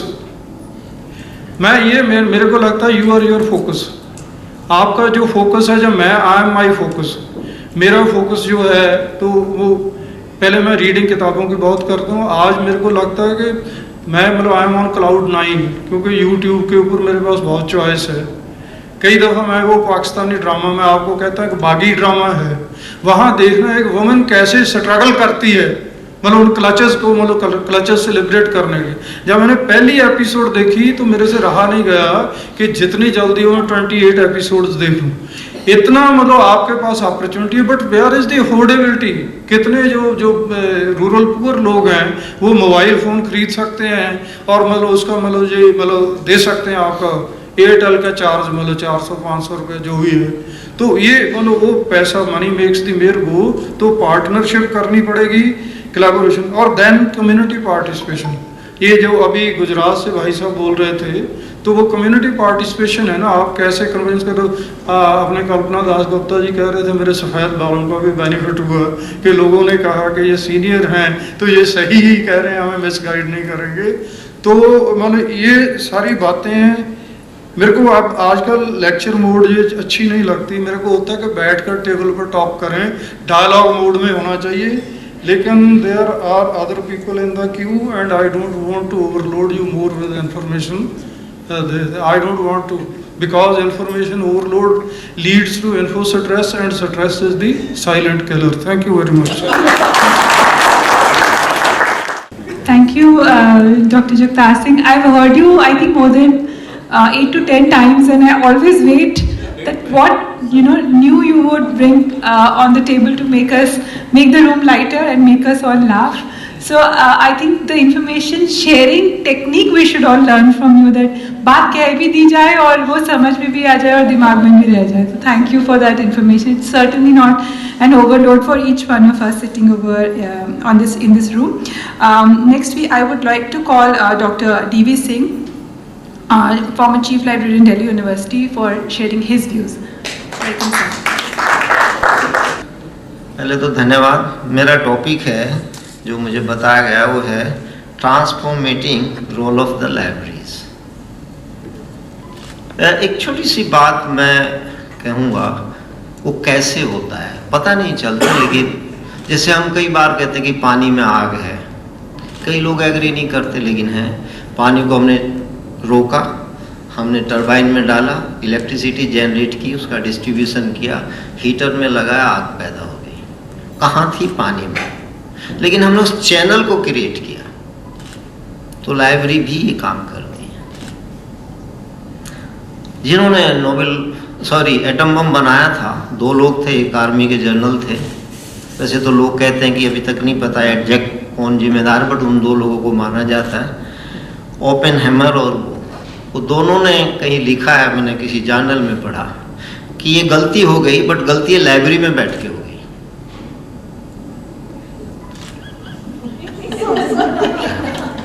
क्यों? क्योंकि वो सब कुछ वहीं देखते थे, वहीं से लाते थे, स्टडी करते थे, सोचते थे. और जब वो ड्रॉप किया, वो भी कहा जाता है सेकेंड वर्ल्ड वॉर की स्टोरी में कि वर्ल्ड वॉर एटम बम से नहीं जीता गया, लाइब्रेरी से जीता गया. कि लाइब्रेरी में तय किया गया कि जापान के किस शहर में कितने बजे, क्योंकि डाटा वहीं था, उसका बम गिरा जाए. कहने का मतलब है यूज एंड मिसयूज. अब बहुत सी बातें, लाइब्रेरी तो बहुत कुछ करती है. पता नहीं आप लोग कितने जानते हैं, स्वेतलाना का नाम सुना होगा, जो बहुत बड़े dictator, worst dictator of the known history, उसका नाम स्टालिन था. उसकी एक लड़की थी, वो इंडिया गई, यहाँ ब्रजेश सिंह से शादी की, वहाँ नहीं मानी. बड़े उस डिटेल में मैं नहीं जाता. उससे पूछा, आप उसने स्ट्रेसफुल लाइफ में, जहाँ आपके पिताजी किसी पे विश्वास नहीं करते थे, आप एक शब्द विपरीत नहीं बोल सकते, आप सरवाइव कैसे किए? बोले एक ही रास्ता था, लाइब्रेरी. वो कैसे? कि बस मैं जाती थी लाइब्रेरी में, किताब पढ़ती थी, कुछ लिखती थी, और बस वहीं से मुझे स्ट्रेस मेरा निकल जाता था और मैं सरवाइव की. तो इसका मतलब तो तय हुआ कि लाइब्रेरी स्ट्रेस को खत्म करती है, तो फिर इकोनॉमिक स्ट्रेस को भी खत्म करती है. और आजकल तो सबसे ज्यादा इकोनॉमिक स्ट्रेस है. शाम को देखो यहाँ चौराहे पे क्या हाल होता है. मेरी समझ में आता है, ये आदमी दौड़ रहे हैं कि कीड़े मकोड़े दौड़ रहे हैं, ये कहाँ जाएंगे, क्या होगा. मेरे गांव का आदमी आया, बोला दिल्ली तो खाली हो जाएगी माँ, क्योंकि इतने लोग दौड़ रहे हैं निकलने के लिए, तो कहाँ जाएगी ये दिल्ली. लेकिन कहीं कोई नहीं जाता, वहीं दिल्ली में है और यूं ही दौड़ रहे हैं. आर्टिफिशियल इंटेलिजेंस की हम बात करते हैं, बस एक ही बात कहूँगा. रंगानाथन जी ने 67 में वो लेक्चर कोई दिया था, वो मेरे पास रिकॉर्ड है. उन्होंने कहा था कि ऑटोमेशन बहुत ज़रूरी है, लेकिन किस काम का? जो रिपीटेटिव नेचर की जॉब हो. बाकी ह्यूमन टच अगर चला गया तो लाइब्रेरी की भी इंतजार मत कीजिए, वो भी चली जाएगी, प्रोफेशन भी चला जाएगा. और हमने सरेंडर कर भी दिया इसी चक्कर में. रिपीटेटिव जॉब क्या है? क्लासिफिकेशन. वो आप नहीं कर सकते, आर्टिफिशियल इंटेलिजेंस नहीं कभी टच कर पाएगी, वो अलग बात है. कैटलॉगिंग कर सकते हैं. आपको इशू रिटर्न करना है, कर सकते हैं, लेकिन जो आपको इंफॉर्मेशन सर्विसेज देनी है वो आपको केवल ह्यूमन टच के द्वारा देनी है, क्योंकि वो क्वालिटेटिव इन नेचर है, वो क्वांटिटेटिव इन नेचर नहीं, and which is in qualitative nature it requires the human touch all the time. कल आर्टिफिशियल इंटेलिजेंस ने एक माँ भी पैदा कर देगी, लेकिन मेरी माँ ने जो मुझे छाती से लगा करके थपकी दी है और उससे जो मेरे अंदर इमोशंस डेवलप हुई है वो मशीन उनको खत्म कर देगी और आदमी मशीन बन के रह जाएगा। उस तरफ मत जाए। डिटेल में पढ़ना है तो एक 21st lesson for 21st century नौहारी की किताब है, please do read that book. Historian है, इजराइल के हैं, और टाइम गड़बड़ न हो जाए नहीं सर, आप तो टाइम बता दीजिए कि ऑर्गेनाइजर की सबसे बड़ी समस्या समय होती है और बोलने वाले की सबसे बड़ी समस्या भी समय की। उसे पता ही नहीं होता मैंने कितना खा लिया, उन्हें समझ नहीं आता कि कब चुप होगा, तो वो स्थिति ना पैदा हो। खैर, तो वो जो बात है हमारी आर्टिफिशियल इंटेलिजेंस की, ओके फाइन, लेकिन एक सीमा से परे नहीं। Human is human, you can not treat a human through the machine, machine can not replace the human. Detail में नहीं जाऊंगा, बहुत जा सकते हैं, किताब बता दी और रेफरेंस लीजिए, उसको पढ़िए। अब लाइब्रेरी कैसे ट्रांसफॉर्म करती है वो घटना मैं बार बार सुनाता हूँ, फिर भी सुनाऊंगा क्योंकि मुझे बहुत अच्छी लगती है और मेरे जीवन में उसका बहुत बड़ा योगदान है। गांधी जी की सेंटिनरी मनी थी 1969 में, तो हम अपने गांव में पढ़ते थे, शायद 3rd 4th में थे, और मेरे गांव में एक थोड़ी दूर पे मुल्ला जी कुछ कुरान शरीफ पढ़ाते थे, और वो आपने कभी देखना मदरसे में जाके कुरान शरीफ पढ़ने वाले को यूं यूं यूं यूं गर्दन करके वो लगे रहते हैं, रुकते नहीं, बस यूं यूं यूं, जो भी कुछ उनका है उस पर मुझे कुछ आता भी नहीं तो मैं कमेंट भी नहीं करूँगा। तो मैं सोचा यार ये सिर हिला हिला के इतनी बड़ी कुरान शरीफ याद कर लेते हैं, ये थोड़ी सी तो चीज़ें हैं जो मुझे एग्जाम में देनी है, मैं कैसे सीख लूँगा, क्योंकि इससे जल्दी सीखा जाता है। बच्चा था, एनालिटिकल एबिलिटी नहीं थी, क्योंकि वेद में 3 बात कही है, उसको बताते हुए आगे बढ़ूंगा। स्वर्ण मनन निधि ध्यासन, सुनना। कभी आप किताब पढ़ते हैं तो आंख से सुनते हैं, तब कान से नहीं सुनते, आंख से सुनते हैं उस लेखक को, या मैं आप मुझे सुन रहे हैं, कान से सुन रहे हैं आप, तो वो जो सुनना है उसके बाद विचार होना चाहिए, उसका मनन होना चाहिए, उस पर चिंतन होना चाहिए, अन्य निधिध्यासन, तो उस पर आचरण होना चाहिए। क्योंकि बच्चा था, आंख से देख लिया, विचार नहीं कर सकता था कि वैचारिक शक्ति उतनी विकसित हुई नहीं थी, और मैंने आचरण कर लिया। अब रिजल्ट क्या निकला, घर में सबने डांटा, पिटाई सिताई भी हुई। उन दिनों थोड़ा पीटना एक अधिकार और साधन ही समझा जाता था सुधार का, आजकल तो सजा का साधन है वो कहते हैं इंग्लैंड में तो अपने बच्चों को पीट दे तो जेल चला जाता है, वो अलग विषय है, सुना है, सब देखा भी है कई बार। नहीं माना। स्कूल में उस दिन सारे टीचर नहीं आए थे, तो हमें एक किताब दे दी, और किताब मैंने जब पढ़ी, बच्चों की किताब थी, वो आई थी उस समय सेंटिनरी ईयर में, पिक्टोरियल थी, तो उसमें लिखा था गर्दन हिला के पढ़ने से बुद्धि भी खराब होती है और आई साइट भी खराब होती है, और मैंने वो बंद कर दिया। तो किसका प्रभाव था? लाइब्रेरी की किताब का। और मैं देख रहा हूँ ऐसे बहुत से लोगों जो बहुत गर्दन हिला के कुछ याद करते हैं, उनकी बुद्धि ठीक नहीं हो पा रही दुनिया में, बहुत कोशिश हो रही है सारी दुनिया में, किसी का नाम तो मैं क्या लूं। तो लाइब्रेरी में ट्रांसफॉर्मेशन होता है, सोसाइटी को ट्रांसफॉर्म करती है। और एक चीज मैं क्या बताऊं आपको, ये हिंदुस्तान है, यहाँ उन चीज़ों पे बहुत खर्च कर देती है सरकार जिनका कोई मतलब नहीं होता, और जिनका मतलब होता है उन पे विचार नहीं करते हैं, तो वो जानते नहीं या वो करना नहीं चाहते। वाजपेयी जी जब प्राइम मिनिस्टर थे तो उन्होंने इनिशिएट किया कि इंडिया का यूथ लीडरशिप सर्वे होना चाहिए, अप्रूव हुआ। होते आते 2009 में जाकर के ये काम NCER को, नेशनल काउंसिल इकोनॉमिक रिसर्च जो है ITO पे, उसको दिया गया, और NPT के कोलैबोरेशन में वो सर्वे हुआ, उसकी रिपोर्ट 11 में आई।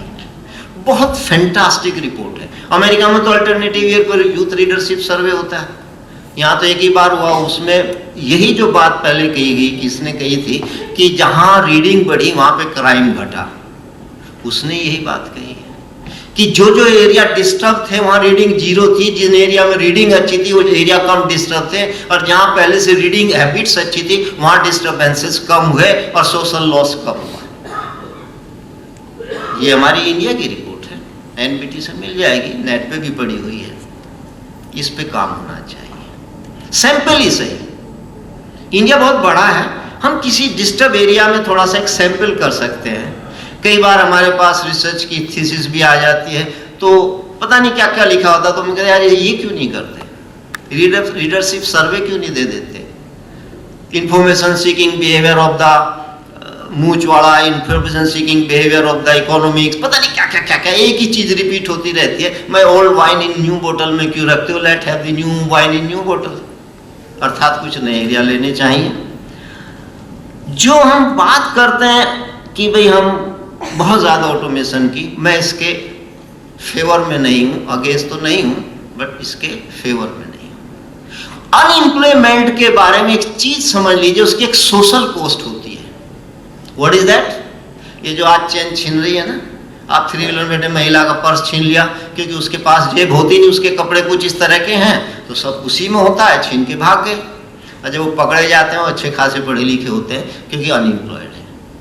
अब उस क्राइम को रोकने के लिए आपने पुलिस बढ़ानी पड़ती है, उस पुलिस के लिए आपको थाने बढ़ाने पड़ते हैं, कॉस्ट तो पे करनी पड़ती है। जैसे एक जोक भी है और सच्चाई भी है। मेरे एक मित्र थे, हरिद्वार में मैं पढ़ता था, बहुत विद्वान आदमी थे, सारे शास्त्र, उनको सच में मैं उनकी धूल हो जाऊं तो भी जीवन सार्थक समझूं। एक लंगोटी खाली पहनते थे, पेड़ के नीचे सोते थे सर्दी में, अदरवाइज खुले में। एक टाइम किसी के घर जाके मिल गया, जो मिल गया वो उसने खा लिया, वो कोई संपत्ति नहीं थी। वो अमृतसर गए और उन्होंने कहा मैं माथा टेकूंगा गुरुद्वारे में और गुरु महाराज के यहाँ। जब वो गुरुद्वारे में गेट पे गए तो उन्होंने कहा भाई सिर पे कपड़ा रखो। उसने कहा कसम खाई है एक ही कपड़ा रहेगा, चाहे इसको यहाँ बंधवा लो चाहे इसको यहाँ बंधवा लो, गुरुद्वारे से रोक नहीं सकते। जाऊंगा, मेरे भी गुरु हैं, चलो अलग विषय। तो कहने का मतलब है, तो जस्ट हंसने के लिए थी कि एक ही रास्ता है, चाहे अनएम्प्लॉयमेंट क्रिएट करके सोशल कॉस्ट पे कर लो, चाहे एम्प्लॉयमेंट क्रिएट करके सोशल कॉस्ट लेस कर लो, ये आपका डिसीजन है। इसलिए लाइब्रेरी में कंप्यूटराइजेशन की उतनी ही सीमा रखो जितना जरूरी है। किसी की आंख बंद कर करके, पूंछ पकड़ करके नदी पार नहीं होती, नदी तैरने से पार होती है। आगे एक चीज मुझे आज बहुत अच्छी लगी, एक दो चीज मैं लेके जाऊंगा। एक दो उतनी जरूरत नहीं है जितना उनके लेने की जरूरत है, क्योंकि मैं वो चीज यहाँ खरीदूंगा तो कहीं दूर में बैठा हुआ एक व्यक्ति जो हैव नोट्स की कैटेगरी में आता है, उसे कुछ रोजगार मिलेगा, उसको साहस मिलेगा, उसको उत्साह मिलेगा। मैं मंदिर में दान नहीं देता हूँ, मैं रास्ते में भिखारी को तो बिल्कुल भी नहीं देता हूँ। और अगर किसी को रेफरेंस मिल जाए, मैं रेफरेंस देता हूँ। आर्टिकल सब पढ़ना। 1980 में लिस्टेड वीकली एक मैगजीन आती थी, उसमें एक आर्टिकल आया था JRD टाटा और PN अक्सर का। PN अक्सर बहुत बड़े इकोनॉमिस्ट थे। If you give to one beggar you create 10 more. After reading that I have stopped it. हर चौराहे पे 10 खड़े किसको दीजिए तो वो गलत है। तो मैं कहता हूं don't give a bread to a person, give them the art to earn your bread every day. Read India उस काम को कर रही है। एक दिन रोटी खिला दी कब तक, लेकिन स्किल दे दी, वो स्किल से रोज आपकी रोटी खाएगा। एक भंडारा करते हैं, मुंह चढ़ते, हमने 100 लोगों को खाना खिलाया, बड़ा काम किया, और जब खिला के चले गए वहां बोतल पड़ी है, यहाँ गिलास पड़ा है, यहाँ कुत्ते चाट रहे हैं, यहाँ मक्खी ढूंढ रही है, हमने पुण्य का काम कर लिया। पुण्य का काम होता है जो दूसरे को कभी भी कष्ट ना दे। वो पुण्य का काम नहीं हो सकता किसी को कष्ट दे के आप कोई कार्य करें। तो एनवायरमेंट इतना सा भी ध्यान दे ले तो काम चले। मैं कई बार देखता हूँ अच्छी खासी गाड़ी है, मर्सिडीज है, हमारी गाड़ी की टोटल कॉस्ट के बराबर इंश्योरेंस देते होंगे, शीशा खोलते भाई खाते ही क्यों, तुमने तो थूक दिया। तो खैर बहुत सी चीजें हैं, तो एंडलेस बातें हैं। तो रीड इंडिया एक बहुत अच्छा काम कर रही है, जो सब काम हो रहा है। और लाइब्रेरी को डाइवर्सिफाई करना होगा। उसका उदाहरण आज वो एसेंचर के लोग शायद चले गए, डाइवर्सिफिकेशन का क्या लाभ होगा लाइब्रेरी को। एक छोटा सा उदाहरण, आर्थर एंडरसन का नाम सुना होगा आपने, बहुत बड़ी कंपनी थी, दुनिया की टॉप 4 ऑडिट कंपनी थी। लेमन ब्रदर्स को गलत सलत रिपोर्ट दी, लेमन ब्रदर बैठ गए अमेरिका में, 2008 में इकोनॉमी बैठ गई, रोना धोना मच गया, आर्थर एंडरसन भी मर गई। लेकिन एसेंचर भी उन्हीं की कंपनी थी, अलग थी, और उसने ठीक से काम किया। एसेंचर सर्वाइव की, क्यों? क्योंकि आर्थर एंडरसन ने वो डाइवर्सिफाई किया। एक पार्ट मर गया, दूसरा फिर भी जिंदा है। अगर लाइब्रेरी डाइवर्सिफाई करेंगी, लाइब्रेरी का डाइवर्सिफिकेशन ये है जो रीड इंडिया कर रहा है, खाली किताब पढ़ा के कुछ नहीं।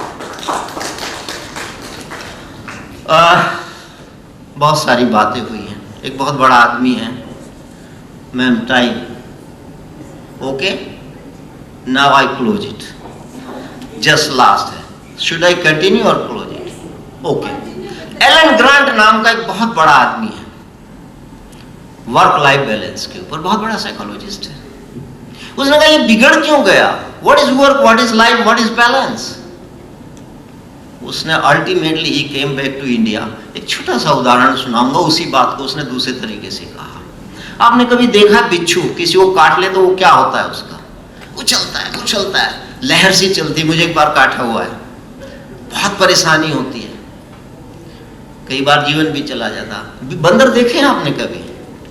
बंदर को देखा होगा, यहाँ बैठा, अब यहाँ बैठा, यहाँ बैठा, एक सेकंड रुकता नहीं कहीं भी, देखा है ना? अगर उसको बिच्छू काट ले तो क्या होगा?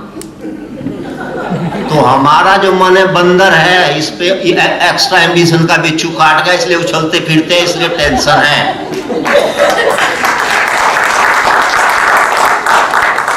इसलिए टेंशन है, इस बिच्छू को अनावश्यक हमको काटना। मैं मानता हूं एम्बिशन के बिना जीवन कैसे होगा, और कल्पना के बिना एम्बिशन पूरी कैसे होंगी। लेकिन यशपाल एक बहुत बड़े लेखक हुए हैं, उनकी किताब दिव्या है, वो महिला एसेंट्रिक उपन्यास है, बहुत सुंदर उपन्यास है। सोशल इश्यू पे उसने कहा कल्पना की उड़ान के बिना जीवन आगे नहीं बढ़ सकता, लेकिन कल्पना के दौर में जमीन से पैर नहीं उठने चाहिए। हम तो पैर ही उठाए फिर रहे हैं जमीन से, जब नशा टूटेगा तो क्या होगा मुझे नहीं पता।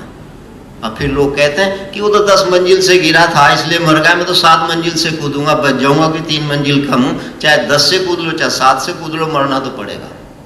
कहने का मतलब ये है कि कोई जस्टिफिकेशन नहीं है ओवर एम्बिशन का, और यही वर्क लाइफ बैलेंस को खराब करता है। बहुत सारी बातें हैं, बहुत सारी लाइब्रेरी में रहे, बहुत किताब पढ़ी हैं, बहुत किताबों से डील किया है। अब बोलने को तो कितना भी बोल सकते हैं, बट समाप्त भी करना होता है। अब हो क्या गया है जो रीड इंडिया कर भी रही और करना भी चाहिए। हम अभी तक हिंदुस्तान की लाइब्रेरी ऑर्गेनाइज सेक्टर में थी। गांधी ने बहुत विरोध किया था कि हर चीज को ऑर्गेनाइज सेक्टर में मत ले जाना, नहीं तो अनएम्प्लॉयमेंट होगा, सोशल कॉस्ट होगी, सोशल हार्मोनी खराब होगी। अब जूते हमारे गांव में लेते थे, हम लोग गांव के आदमी, आज भी गांव जाते हैं, एंजॉय करते हैं अपने गांव को, वहीं की वजह से यहाँ खड़े हैं। अगर वहां नहीं होते तो यहाँ भी नहीं होते, यहाँ होते तो नकली होते, क्योंकि यहाँ पड़ोसी का पड़ोसी से लेना देना नहीं। मेरे गांव में तो मैं किसी कोने में खड़ा होकर पेशाब कर दो, उस कोने में चर्चा होगी उनका लड़का पढ़ा लिखा होकर खड़ा होकर पेशाब करता है। मैं उस समाज से आया हूँ और उसी में जाना पसंद करूंगा जहां हर किसी को एक दूसरे का कंसर्न है। यहाँ तो कहते सन्मुखी, पंजाबी में एक सब बड़ा यूज होता है, दिल्ली में सन्मुखी, हमें क्या है, कोई मर गया तो मर गया। गांव में ऐसा नहीं है। आज भी कोई मर गया, पूरा गांव जब तक उसकी अंत्येष्टि नहीं होती भोजन नहीं करता। जब उसकी तेरहवी होती है, चाहे दुश्मन हो आके खड़ा होता है। अभी भी बचा हुआ है, वो हारमोनी बची हुई है, क्योंकि अभी सारा गांव ऑर्गेनाइज सेक्टर में नहीं आया है। हम जूती गांव में लेते थे, गांव में जूती बनती थी, हमारे गांव के पशु मरते थे, उसी चमड़े से होती थी, उसका रोजगार था। हमारे पास एक साधन था, वो बाटा पे चला गया, एडिदास पे चला गया एंड एटसेट्रा। और वो बाटा एडिदास का 10,000 का जूता पहन के अगर मैं अपने खेत में निकल जाऊं तो वो शाम को खराब हो जाएगा। लेकिन आज भी वो जूती पहन के मेरे गांव के किसान लोग खेत में घूमते हैं, जब वो सख्त हो जाती है थोड़ा सरसों का तेल डाल के रख देते हैं, फिर पहनते। तो अनऑर्गेनाइज सेक्टर को बचाना पड़ेगा और लाइब्रेरी को अनऑर्गेनाइज सेक्टर में लाना पड़ेगा। हमने क्या किया? ऑर्गेनाइज सेक्टर, ये कॉलेज की लाइब्रेरी है, ये यूनिवर्सिटी की लाइब्रेरी है, कहीं कहीं ये पब्लिक लाइब्रेरी है, गवर्नमेंट के एक बाबूजी के कब्जे में। ये जो भी IAS होते मैंने बाबूजी कहता हूँ, ये बड़े बाबू छोटे बाबू के कब्जे में है। उसने एक रूल बना दिया, उसके बाहर चलोगे आप सस्पेंड हो जाओगे। इसका रिजल्ट क्या निकला कि लाइब्रेरी रही ना लाइब्रेरी पढ़ने वाले रही। अब ये प्रयास हो रहा है रीड का, ये इसको मैं टेक्निकल लैंग्वेज में कह रहा हूं कि अनऑर्गेनाइज सेक्टर में ऑर्गेनाइज सेक्टर को ले जाया जा रहा है। हर गांव में ले जाएंगे, वहाँ केवल किताब नहीं होगी, वहाँ की लोकल स्किल पे ध्यान देंगे, किसी को कुछ ट्रेनिंग देंगे, किसी को कुछ देंगे, यानी एक होलिस्टिक सोसाइटी का डेवलपमेंट करेंगे, जिसके बारे में योगीराज अरविंदो ने कहा था, integral development of the society is the only development which can sustain the society. What is that? ये मेरा हाथ बहुत मोटा हो जाए, एक बीमारी होती है एलिफेंटाइटिस, पैर बहुत मोटा हो जाता है, बाकी तो बुरा लगता है आदमी, लेकिन प्रोपोर्शनेटली पैर मोटे हों, प्रोपोर्शनेटली वो आदमी कितना सुंदर, कि क्या यार फिटनेस है, कि वो उसका इंटेग्रल डेवलपमेंट है। वो इंटेग्रल डेवलपमेंट में केवल फिजिकल डेवलपमेंट नहीं, आपका मेंटल, सोशल भी है, इमोशनल भी है। वो इंटेग्रल डेवलपमेंट इसी तरह से होगा जब लाइब्रेरी अनऑर्गेनाइज सेक्टर में जाएगी, कि तभी वो ट्रांसफॉर्मेट करेगी। आज भी जगताप जी ने बड़ा सही कहा, हैव नोट्स, और जिन पे बहुत है, जिन पे नहीं, अंग्रेजी आती नहीं है, थोड़ी सी आती है, काम चलाओ, तो जिन पे नहीं है और जिन पे बहुत है, दोनों की एक ही समस्या है। एक भूखे मारे शुगर का मरीज है, एक बहुत ज्यादा के मारे शुगर का मरीज है। क्यों? तो हमें इसको हैव एंड हैव नोट्स, जिनके पास नॉलेज नहीं है उनका शोषण हो रहा है, जिनके पास नॉलेज है उनका भी शोषण हो रहा है।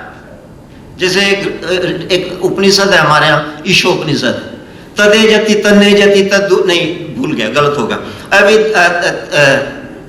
अभी एक सेकेंड, हाँ अब ध्यान आएगा। वो लोग जो केवल विद्या की उपासना करते हैं, दंडनतम प्रविशन्ति, वो अंधकार में जा रहे हैं। बोले क्यों? कि उसका अभ्यास नहीं करते। राय बहादुर है, अभी बुला लीजिए आप। जो अंधंत में प्रशंति ये विद्यान उपासते, अब ठीक से याद आ, वो लोग अंधकार में जा रहे हैं जो विद्या की उपासना करते हैं। अगली लाइन का क्यों? क्योंकि उस पर व्यवहार नहीं करते। तो वो विद्या, वो जो नॉलेज है जिस पे हम व्यवहार नहीं करते, वो अंधकार में ले जाती है। लास्ट में कह के खत्म करूंगा, और अनऑर्गेनाइज सेक्टर में लाइब्रेरी ले जाए बिना इस देश का कल्याण नहीं हो सकता, हैव नोट्स का कल्याण नहीं हो सकता। यहाँ अनीता बहन जी हमारी जो आदिवासी ड्रेस में है, मैं इनको सैल्यूट करता हूँ इस बात के लिए, नहीं कि वहाँ बहुत काम करते हैं, इसके लिए करता हूँ, अपनी संस्कृति में अथाह विश्वास रखती है और हमने वो छोड़ रखा है। हम पैंट पहन के खड़े हैं और वो अपनी आदिवासी ड्रेस पहन के खड़ी, उनसे कुछ सीखो और लर्न करो। मैं उनका सम्मान करता हूँ इस बात के लिए। आदमी को अपने में विश्वास रखना चाहिए। मेरे सिर पे चोटी है, एक दिन एक सरदार जी मेरे मित्र है, ये क्या है? मैं गुरु गोविंद सिंह जी ने दी थी, मैं क्या करूँ? बोले वो कैसे? मगर वो इन मुगलों से ना लड़ते तो मेरा नाम इब्राहिम मोहम्मद होता, तो चोटी कहाँ होती? तो गुरु जी की देन है, मैं इसे फेंक कहाँ सकता हूँ? सच में उनकी देन है। तो कहने का मतलब है अपनी संस्कृति में विश्वास रखिए, अपने काम में विश्वास रखिए, अपने समाज में विश्वास रखिए, तो फिर राष्ट्र के सबसे बड़े एसेट आप हैं।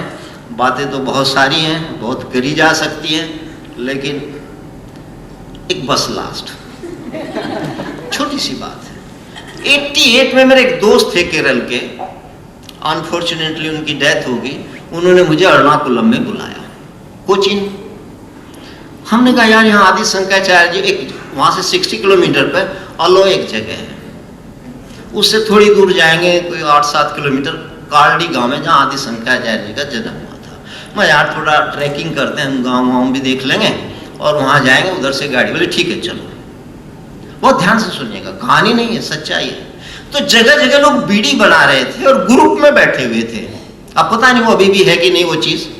एक आदमी किताब पढ़ रहा था, 10 जगह ऐसा हुआ। मैंने पूछा ये क्या? बोले हाँ ऐसे ही होता है, एक आदमी किताब पढ़ता है, बाकी बीड़ी बनाते हैं। इसका क्या होता कि जितना वेज उन सबको मिलता है, इतना ही वेज इसको ही अपने में से देते हैं। तो क्या हो रहा था? Learning earning. किसके थ्रू? बुक्स के थ्रू। एक आदमी चलिए तुम किताब पढ़ो, ये कहानी पढ़ो, वो कहानी पढ़ो, सब सुन रहे हैं। जगह जगह मैंने उस चीज को देखा। मैं ये कहाँ से पैदा हुई? बोले तो मुझे भी नहीं पता, पहली बार देख रहा हूँ, क्योंकि ट्रैकिंग कभी नहीं की। हम क्या हुआ, जहाज में बैठे, दिल्ली से बंबई चले गए, हिंदुस्तान देख लिया, लेकिन पता कुछ नहीं। तो रेलवे पता चलता नहीं हिंदुस्तान का। तो हम हवाई जहाजों में उड़ करके, अर्थात ये देखा वो देखा, यहाँ से वहाँ गए, बढ़िया सी अंग्रेजी बोली, पीपीटी बनाई, और हमने कहा हमारा काम हो गया। ऐसा नहीं होता है, जुड़ना पड़ता है। और थैंक यू सो मच, आपने मेरी बात सुनी, टाइम दिया, इसके लिए रीड इंडिया का धन्यवाद। बहुत सारी, मैं एक बात हमेशा कहता हूँ, 2 बात लास्ट में, बहुत छोटी सी है, ज़्यादा टाइम नहीं उसमें। गीता का एक 18वें श्लोक, 18वें अध्याय का 63वां श्लोक, उसमें कहा गया, हिंदी में मैं बता देता हूँ कि जो मेरे पास अर्जुन गहरे से गहरी जानकारी थी, गंभीरतम ज्ञान में रखता, तो आपको दे दिया। और दूसरी लाइन में गुह्यतम इति गुह्यामया, जो मेरे पे गहरे से गहरा, गूढ़ से गूढ़ ज्ञान था, वो तुम्हें दे दिया, जो मेरे पे था उसने कहा, और की बात नहीं करता मैं। और दूसरी लाइन में कहा, इस हिंदी में इस पे आप क्रिटिकली विमर्श एतद विशेषेण यथेसित तथा कुरु, इस पे विशेष प्रकार से विचार करना। सुन लिया, विचार करना, तो आचरण यथेसित तथा, विचार करके जो तुम्हें अच्छा लगे वो करना। तो जो मेरे पास अच्छे से अच्छी जानकारी अकॉर्डिंग टू मी, वो आपको दे दे, इस पे आलोचना पूर्वक विचार करना, और जो अच्छा लगे उस पर आचरण करना, नहीं लगे छोड़ देना। अगली लाइन बसीर बद्र की, सब लोगों ने ज्ञान के दीपक जलाए हैं, अभी भी और जलेंगे। इन चिरागों को आंखों में महफूज रखना। चिराग समझते हैं ना, दीपक। इन चिरागों को आंखों में महफूज रखना, दूर तक अंधेरी रात ही रात होगी। जिंदगी में अंधेरे बहुत आते हैं, मुसाफिर तुम भी हो, मुसाफिर मैं भी हूं, न जाने फिर किस मोड़ पर मुलाकात होगी। Thank you. हमें याद रहने वाले आपने जो शब्द बोले हैं, इसमें से एक चीज़ ये याद रखेंगे कि हमारी लाइब्रेरीज में ये शक्ति है कि हम दुनिया का जो नक्शा है, या दुनिया का जो हम दुनिया में है हमारे पास, हम उसे चेंज करने की शक्ति रखते हैं। क्यों? क्योंकि लाइब्रेरी से एटम बॉम्ब जो था उसका जो है हुआ है, मतलब उसका शुरुआत हुई है, उसकी सोच शुरुआत हुई है, बट उसको किस तरह से इस्तेमाल करना है, वो हम लाइब्रेरियंस या जो हम गेट कीपर्स हैं, उसमें ये हमारे अंदर ये शक्ति होनी चाहिए कि उस सोच का यूज़ कैसे होना है, वो बहुत इंपॉर्टेंट है। So this is something that we are going to take away from your session, sir. A wonderful session. Thank you so much everyone. Rangashri, we will listen to you.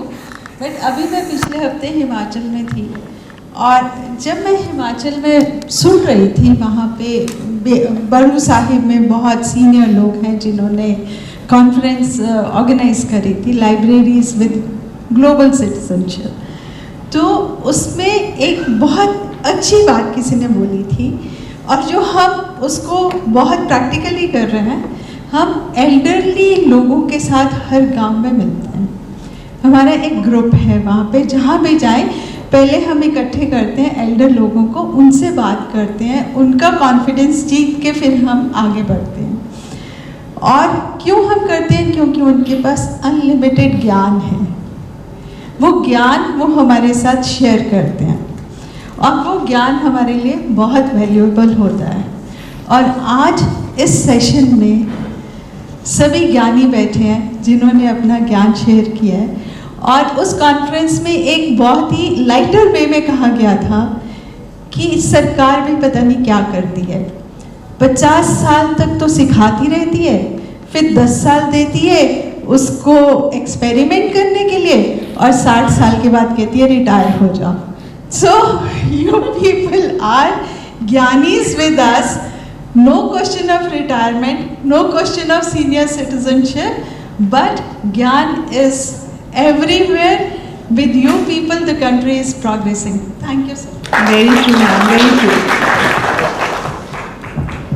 शायद हम उसको ठीक से समझे नहीं। गवर्नमेंट क्या कहेगी छोड़िए, गवर्नमेंट तो वही है जैसे हम हैं, अलग से कोई आसमान से नहीं आई है। हमें उस 60 साल के बाद रिटायर नहीं, अपना रोल बदल लेना चाहिए। जब हम रोल बदल लेंगे, समाज का बहुत भला कर देंगे। बस इतना ही उसका इशारा है। बाकी वो कहावत है कि आधा गिलास खाली आधा गिलास भरा, ये देखने का अंतर है। Very true, very true. Thank you, ma'am. Thank you, sir. Now I'd like to call upon Dr. Rangashri to share her views. Thank you so much, dignitaries on the dais, all my colleagues, friends, and people from Read India. I'm really grateful to Dr. Geeta Malhotra, Smita, and the team here, and everybody who has come from different parts of Read India. I am associated with Read India since 2020. Yeah. So I was with. I'm a librarian by profession, and also a mental health worker by avocation. Why I want to now briefly share 4 ideas for a community library, how community libraries should work. थोड़ा बहुत हिंदी में कोशिश करूँगी बोलने के लिए. Before that, I'll just read out a few surveys that has been done. According to a survey, India's organized sector has only 34 million people, which forms a very small strata of the total population. And there is a report that says, this the annual status of education report, that is.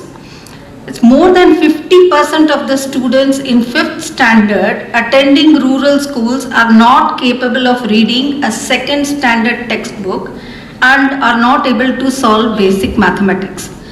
This is the survey report. So based on this, I think Read India is doing amazing work trying to, bridge the gap between this, that gap that exists, by helping children to learn in their own communities. So some of the key issues that are prevalent are shortage of sufficient number of schools in the rural areas, lack of student-friendly learning institutions, insufficient infrastructure, rural-urban divide, and method of teaching. So in coming to some of these issues, I was working as a library director of Ashoka University, where I found that Ashoka University is an isolated campus surrounded by many villages in the rural areas. So we thought we should open up some programs for the children surrounding the universities, which, in the villages. So we initiated a program of mobile library. I wrote a proposal and it was to a US organization, and they funded it, and this mobile library, we touched for nearly 3 years, 10 different villages, conducted storytelling sessions. We had a colleague called Anil who was throughout with me in that storytelling session. We trained him in Kathalaya. Anybody who is interested in getting trained to do good storytelling sessions in Hindi, they are welcome to approach Kathalaya. The organization is in Bangalore, and they can take training there to conduct storytelling. And this had a major impact. 70% of the children went back to school, the dropouts. So this was brought to notice by the IFLA's SDGs program, and they put it in the library map of the world as one and only story to be covered from India at that point of time. And so this is one thing that I thought, in your rural areas, you might have certain universities, colleges, schools. Please network उनके साथ, जो librarians वहाँ काम कर रहे हैं, आप उनके साथ जुड़िए और उनके साथ बात करिए, उनके साथ मिल के आप उनको मोटिवेट करिए, उनके बुक्स को, उनके लाइब्रेरी को ओपन करने के लिए आपके बच्चों के लिए. ये एक सजेशन है. दूसरी बात, मैं गई थी कैम्ब्रिज. जब कैम्ब्रिज में एक बहुत साल पुराने लाइब्रेरीज हैं, 600 साल पुराने रेन लाइब्रेरी है, और मैं बहुत आश्चर्य हुआ जो 600 साल से उन्होंने सारी किताबें जो भी है इतना अच्छा प्रिजर्व करा है. और वहाँ का जो लाइब्रेरियन है वो बिल्कुल हर चीज़ का जानकारी है उसको. मैं कहती हूँ कि आपके यहाँ जो लाइब्रेरीज आपके पास है, बुक्स हैं, उनके बारे में जानकारी हासिल, अपने आप को एजुकेट करिए, इंफॉर्मेशन कलेक्ट करके क्या किताबें हैं आपके पास, जो भी अगर कोई आता है तो तुरंत बिना कंप्यूटर ओपन करे आप बता पाएंगे. आपको अपने आप को इतना सक्षम कर सकते हैं, क्योंकि किताबें आपके पास 2000 होंगे ना मैक्सिमम किसी एक लाइब्रेरी में. कितना है आप मैक्सिमम 1000 से 2000 बुक्स होंगे. तो ये बहुत मुश्किल काम नहीं है कि आपके पास क्या चीज़ है, आप क्या रख रहे हैं, क्या दिखाना चाहते हैं बच्चों को, क्या सिखाना चाहते हैं, वो उसके बारे में जानकारी रख लेना अच्छी बात है. वो किताब क्या बात कर रहा है, बेसिक इन्फॉर्मेशन उस किताब के बारे में थोड़ा जानकारी रख लीजिए, पर आप भी उसको पढ़ सकते हैं. इससे आपके भी जानकारी अच्छी रहेगी। तो ये जो कैम्ब्रिज यूनिवर्सिटी का रेड लाइब्रेरी है, 600 साल पुराना लाइब्रेरी। जब मैं गई थी तो उसने जो भी किताब हमने टच करा, उस बिना उसको निकाले वो उस किताब के बारे में पूरा जानकारी मुझे बता रहा था। मतलब इतने सारी किताबें हैं वहाँ, there's thousands and thousands of books, but he was very knowledgeable about what was in his library. ये स्किल बहुत इम्पोर्टेंट है एक लाइब्रेरियन के लिए। दूसरी बात, मैंने वहाँ देखा कि हर कस्बे में पब्लिक लाइब्रेरी है, छोटे छोटे पब्लिक लाइब्रेरीज हैं दुकानों के पास, मार्केट के पास, और पेरेंट्स जो है बच्चे को वीकेंड ले जाते हैं, खुद बैठ के पढ़ते हैं अपने बच्चों के साथ। 1 घंटा वीकेंड उसके लिए लाइब्रेरी विजिट के लिए निकालते हैं। तो आप अपने कम्युनिटी में लोगों को ये बताइए कि वो आएं आपके बच्चों के साथ और बैठ के उनके साथ किताब पढ़ें। वो जब साथ बैठेंगे तो बच्चे भी पढ़ने की कोशिश करेंगे। तो एक ये है। और दूसरी बात, जो बच्चा वहाँ खुद ही इश्यू कराता है, उसको सिखाते हैं कैसे बुक इश्यू करना है, कैसे रिटर्न करना है। वो खुद जाके, of course they have technology, but if you don't have technology, manually भी आप उनको सिखा सकते हैं कैसे वो इश्यू कराना है, कैसे रिटर्न लेना है, ड्यू डेट डालना है, उनको बताना है कि कब वापस करना है। तो एंड जितनी भी बुक्स वो they are allowed to take as many books as they want, but यहाँ अगर रेस्ट्रिक्शंस है तो कोई बात नहीं, 3 बुक या 4 बुक। बट जो बच्चा मैक्सिमम इश्यू कराता है और जाके लेके वापस आके उस किताब के बारे में कुछ बताने की कोशिश करता है, उसको एक सर्टिफिकेट ऑफ बेस्ट रीडर का मिलता है by the counsellor of that district. तो एक दिन उनको बुलाते हैं और उनको सर्टिफिकेट दिया जाता है। तो इससे मोटिवेटेड रहता है बच्चा कि उसको एक सर्टिफिकेट मिलेगा बेस्ट रीडर। तो ये some examples that I have given. और ज़रूरी नहीं है मोबाइल लाइब्रेरी हमने प्रपोजल डाल के बड़ा बड़ा गाड़ी के लिए मंगवाया, वो ज़रूरी नहीं है। क्योंकि क्रिया यूनिवर्सिटी में जहाँ मैं काम करती थी आफ्टर अशोका जॉइंट क्रिया in Andhra Pradesh, there also we have read India's 2 centres. And ये जो पैंडेमिक के टाइम वहाँ ऑटो रिक्शा एक आता था, he helped in taking books to the community. And auto rickshaw में बैनर लगा दिया रीड इंडिया का, बस उससे बच्चे वहाँ ओपन लाइब्रेरी प्रोग्राम में पार्टिसिपेट करते थे। और हमारे जो यूनिवर्सिटी के लाइब्रेरी टीम थे वो जाके ये प्रोग्राम सब करते थे। तो ये few ideas and suggestions that I thought I will share. एक और है, एक I think read India has lot of inclusivity in their system. तो जैसे कीबो ऐप एक है जो बहुत यूजफुल है, कई मेरे ख्याल से we have given them, some of the libraries have already got. तो वो बहुत इम्पोर्टेंट है क्योंकि जो किताब, मान लीजिए India is having lot of diverse people. मान लो एक गुजराती बच्चा कर्नाटका में है, बट वो रीड इंडिया के सेंटर में आता है, उसको सिर्फ कन्नड़ा के बुक्स देखते हैं, वो समझ नहीं आता उसको, is new to the language. But Kibo app से वो स्कैन करके वो रीड आउट करता है, पढ़ने का जरूरत नहीं, टेक्स्ट ट्रांसलेट भी होता है तो, बट वो पढ़ता है उसकी लैंग्वेज ऑफ चॉइस में। If he wants to get the information in Gujarati, he gets it in Gujarati.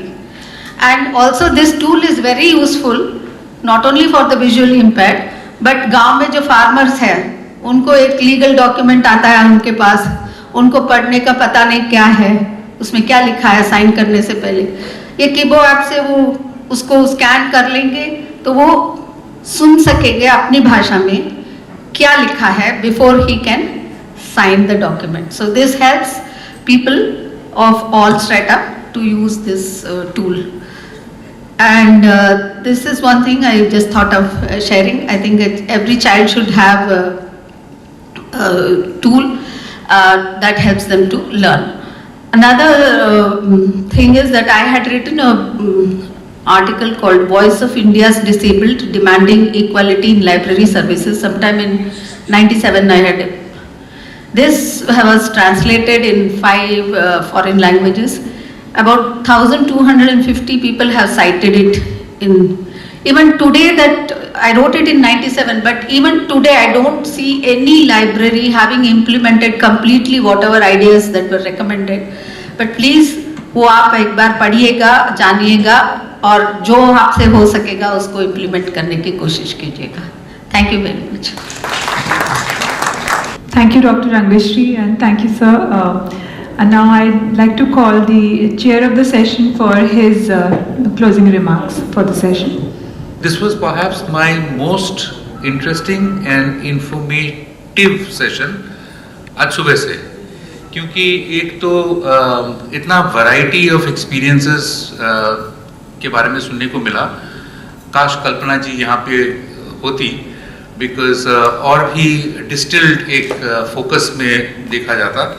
I want to thank all the speakers starting with doctor Shantanu Ganguly, because इन्होंने Ashoka and plus of course उनका खुद का career के ज़रिए 41 research projects के ज़रिए हमें जो डायरेक्शन दिखाया. देखो आज हम जहाँ पे है, CLRCs कहते हैं community learning and research centres को, वो कहाँ पे जाएगा? बिकॉज टेक्नोलॉजी तो डे 1 से शुरू हो गया था. आपका पहला लाइब्रेरी जो था गीचगर में, वहीं पे तो क्या कंप्यूटर्स पहले से ही कंप्यूटर्स लगाए हुए थे. बट आज एक तो जो की पॉइंट्स इन्होंने बताया जो मेरे में रेजोनेट किया, एक तो स्मार्ट लाइब्रेरीज जो कहा इन्होंने, ग्रीन लाइब्रेरी का डिज़ाइन, क्योंकि हमारा तो अभी जिस यूनिवर्स में या जिस फेज़ में हम जा रहे हैं वहाँ पे क्लाइमेट चेंज का बहुत सारा असर ऑलरेडी पड़ चुका है और पड़ने वाला है.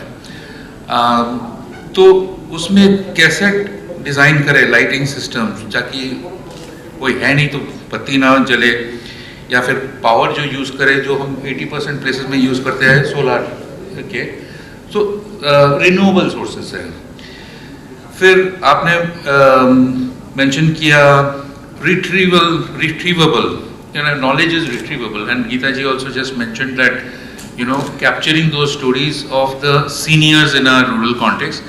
ये बहुत महत्वपूर्ण बात है कि एक तो है जो रिसोर्सेज हमारे पास ऑलरेडी है किताब के जरिए, बट द अदर पार्ट जो आपने अचीवेबल में दिखा था, एक आइसबर्ग टैसिट नॉलेज जो है कि ये तो बुक का नॉलेज है, बट मुझे ऑलरेडी पता है कि यहाँ से, जैसा डॉक्टर सिंह ने बताया कि पानी से आग कैसे होता है. हाँ, पानी से आग होता है, it's a statement, but there is a process. तो ये जो टैसिट नॉलेज जो है वो गांव-गांव में छुपा हुआ है.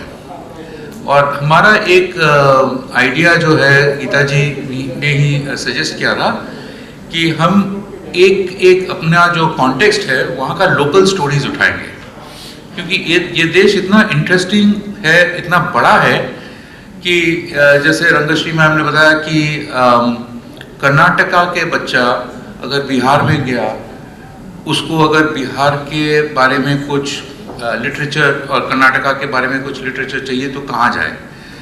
ये मैडम एक बहुत इम्पॉर्टेंट पॉइंट आपने बताया, बिकॉज ये देश ना इट्स बाय डिज़ाइन मल्टीकल्चरल है, एंड उसके ऊपर अभी जो माइग्रेशन, एक नेगेटिव सेंस में लोग पलायन बोलते हैं, but there is migration of populations between state, and that is a very interesting point we brought in, because people even at the grassroots level ऐसे जर्नी कर रहे हैं और हम देख रहे हैं इसको. इंडस्ट्रियल सेंटर्स में देख रहे हैं, औरंगाबाद जैसे इंडस्ट्रियल सेंटर्स में हम देख रहे हैं. तो this is one piece which I think is very important, which is coming out from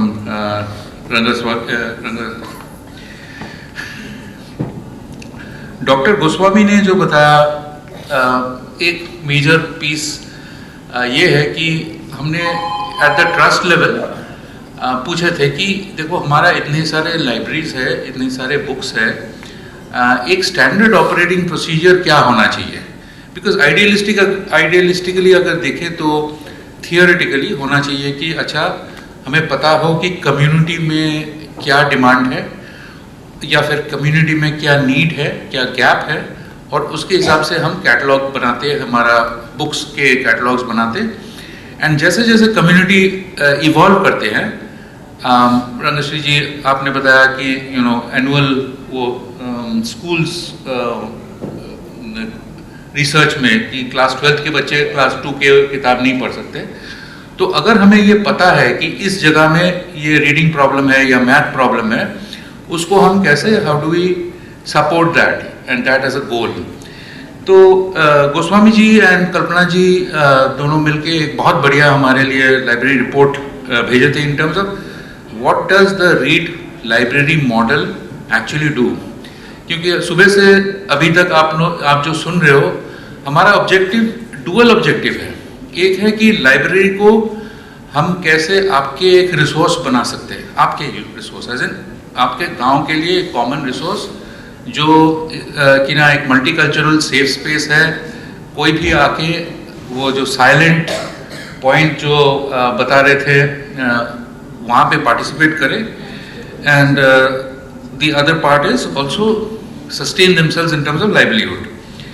तो ये दो ऑब्जेक्टिव लेके गोस्वामी सर ने बोले थे, and I think that apprenticeship act point which you mention sir is a very important thing. Jagtap Singh आपने beyond limitations के बारे में बोले, एंड ये library as the memory of mankind, this I think was a very very important point. And the last point which you mention which is partnerships and collaborations, ये भी मुझे बहुत रेजोनेट किया मुझ में। डॉक्टर सिंह आपका जो पॉइंट था इन टर्म्स ऑफ एआई का नेचर क्या होगा, will it be how will it be used, and you mentioned कि qualitative nature का कुछ होगा तो that has to be human. I completely agree with you, and of course Rangashri mentioned that access to disabled and diversity communities, and that is something which we are actively working on in all our centers, because the next level will be how do we bring issues including mental health issues in terms of development, issues in terms of community well-being into our place. Covid में भी किए हैं, Covid में health care लेके बहुत सारा काम किए हैं, but thank you again all of you for making this the most enlightening session, and thank you Dr. Singh for your brilliant jokes. Thank you so much. On this note, we would also like to release the book of Journey of Read India in the past 17 years, for which we are celebrating today. We've all come together. I would request all the dignitaries to please come forward and release this book.